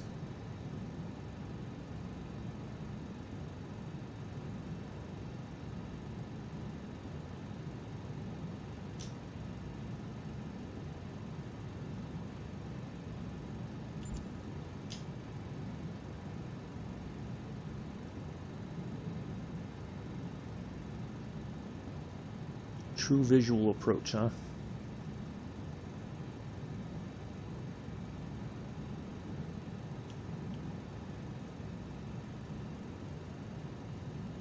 Boy, this thing does not want to settle down. It's like it wants to climb. Oh my goodness. Ew. Come on, settle down, plane, settle down, get on the ground, get on the ground. Ooh. Come on, settle. Ooh. Oh boy, we're bouncing, we're bouncing. Oh, I know what the problem is. I had the auto throttle still on. Oops, a daisy. Alright, shit. Ay, ay, ay. Alright, we're gonna go around. Sorry about that. Wow. I could not get it to settle down because the auto throttle was still on. Okay. Learning lesson again. That's alright. We're gonna just swing back around. We know where we are.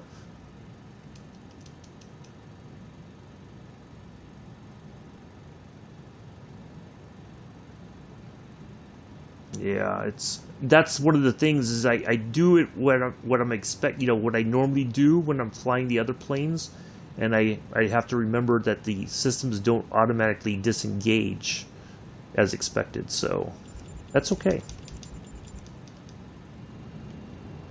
But we know where we're at. So we're good.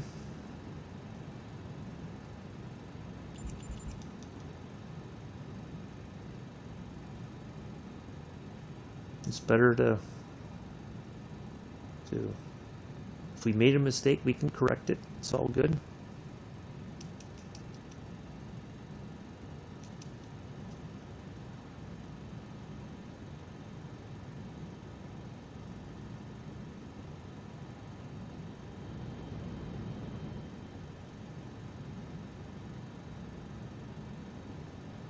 So the good thing is we don't even have to report that we're doing a go around.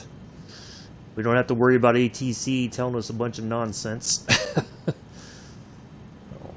It's okay. It's all about learning. We're going to get there.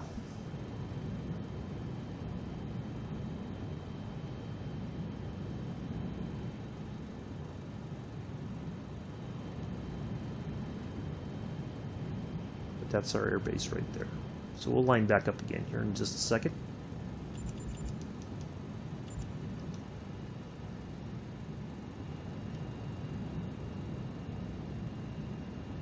That's our runway right there.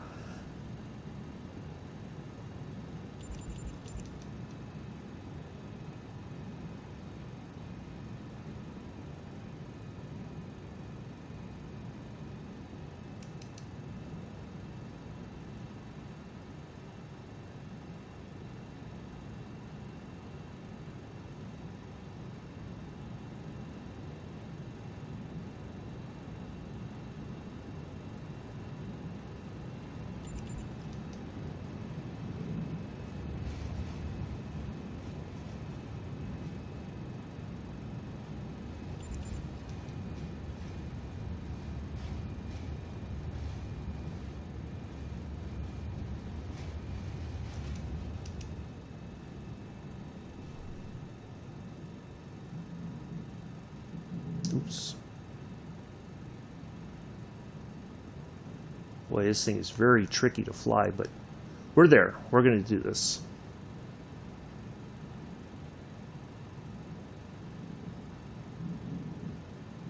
Ooh, boy.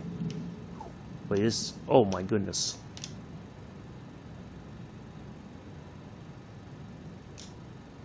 Come on, plane, settle down. We were right there. Why are you doing this to me?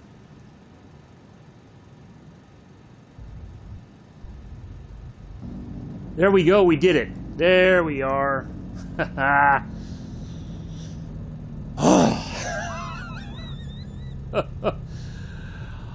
On behalf of myself and the entire flight crew, we'd like to welcome you to Kadena Air Base. We know and appreciate you have many options when it comes to your military Microsoft Flight Simulator live stream viewing pleasures, and we are glad that you flew with us today. You join us tomorrow in the D-17 Stagger Wing from Beechcraft, going from Raleigh-Durham to Wilmington. Hopefully it will be a lot less dramatic than this, but we made it. Yeah, we did it. Well, you know what it is, that the plane's called, but I've not flown this really, so I don't really know sometimes the quirks of it. So it's okay. We got it. We did fine. It's all about learning. Get the canopy open here to get some air. We're just going to pull it into one of these parking spots here. We'll shut it down. I think right over here is a good spot. We're not even going to look for a ground crew. They're probably all asleep by now. Either that or they're at the club. Thank you, Patrice. Yeah, good stuff. It's all good. Little bit way longer than expected, but we did okay. We made a mistake. We went around. We corrected it. So it's all fine.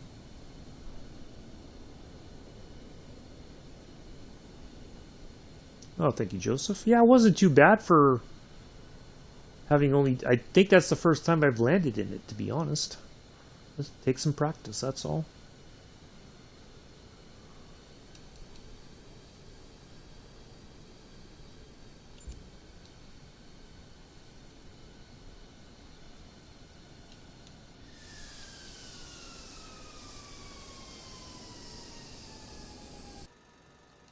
There we go, we made it. Let's turn our lights off here.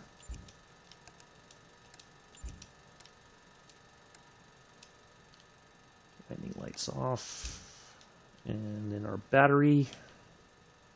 Right there. There we are, we are done. 3 hours and 38 minutes of flying, actually. But it's, yeah. It's interesting, it gave us credit for 2 days. Oh, I know why, because we touched down briefly there for a second and then went around. So maybe it says, but it should be 1 day takeoff and maybe a day takeoff and a day landing, but that's okay. Anyway, that is going to do it for today, folks. I do greatly appreciate everybody coming in and hanging out for this time. Went much longer than expected, but sometimes that's just the way it is. So I will see you all tomorrow, 7:30 Eastern, 11:30 UK. Beechcraft D-17 Stagger Wing, Raleigh-Durham to Wilmington. So until then, enjoy the rest of your Wednesday, morning, afternoon, evening, early Thursday for some folks possibly. I will see you all tomorrow. Take care. Peace. Live long and prosper.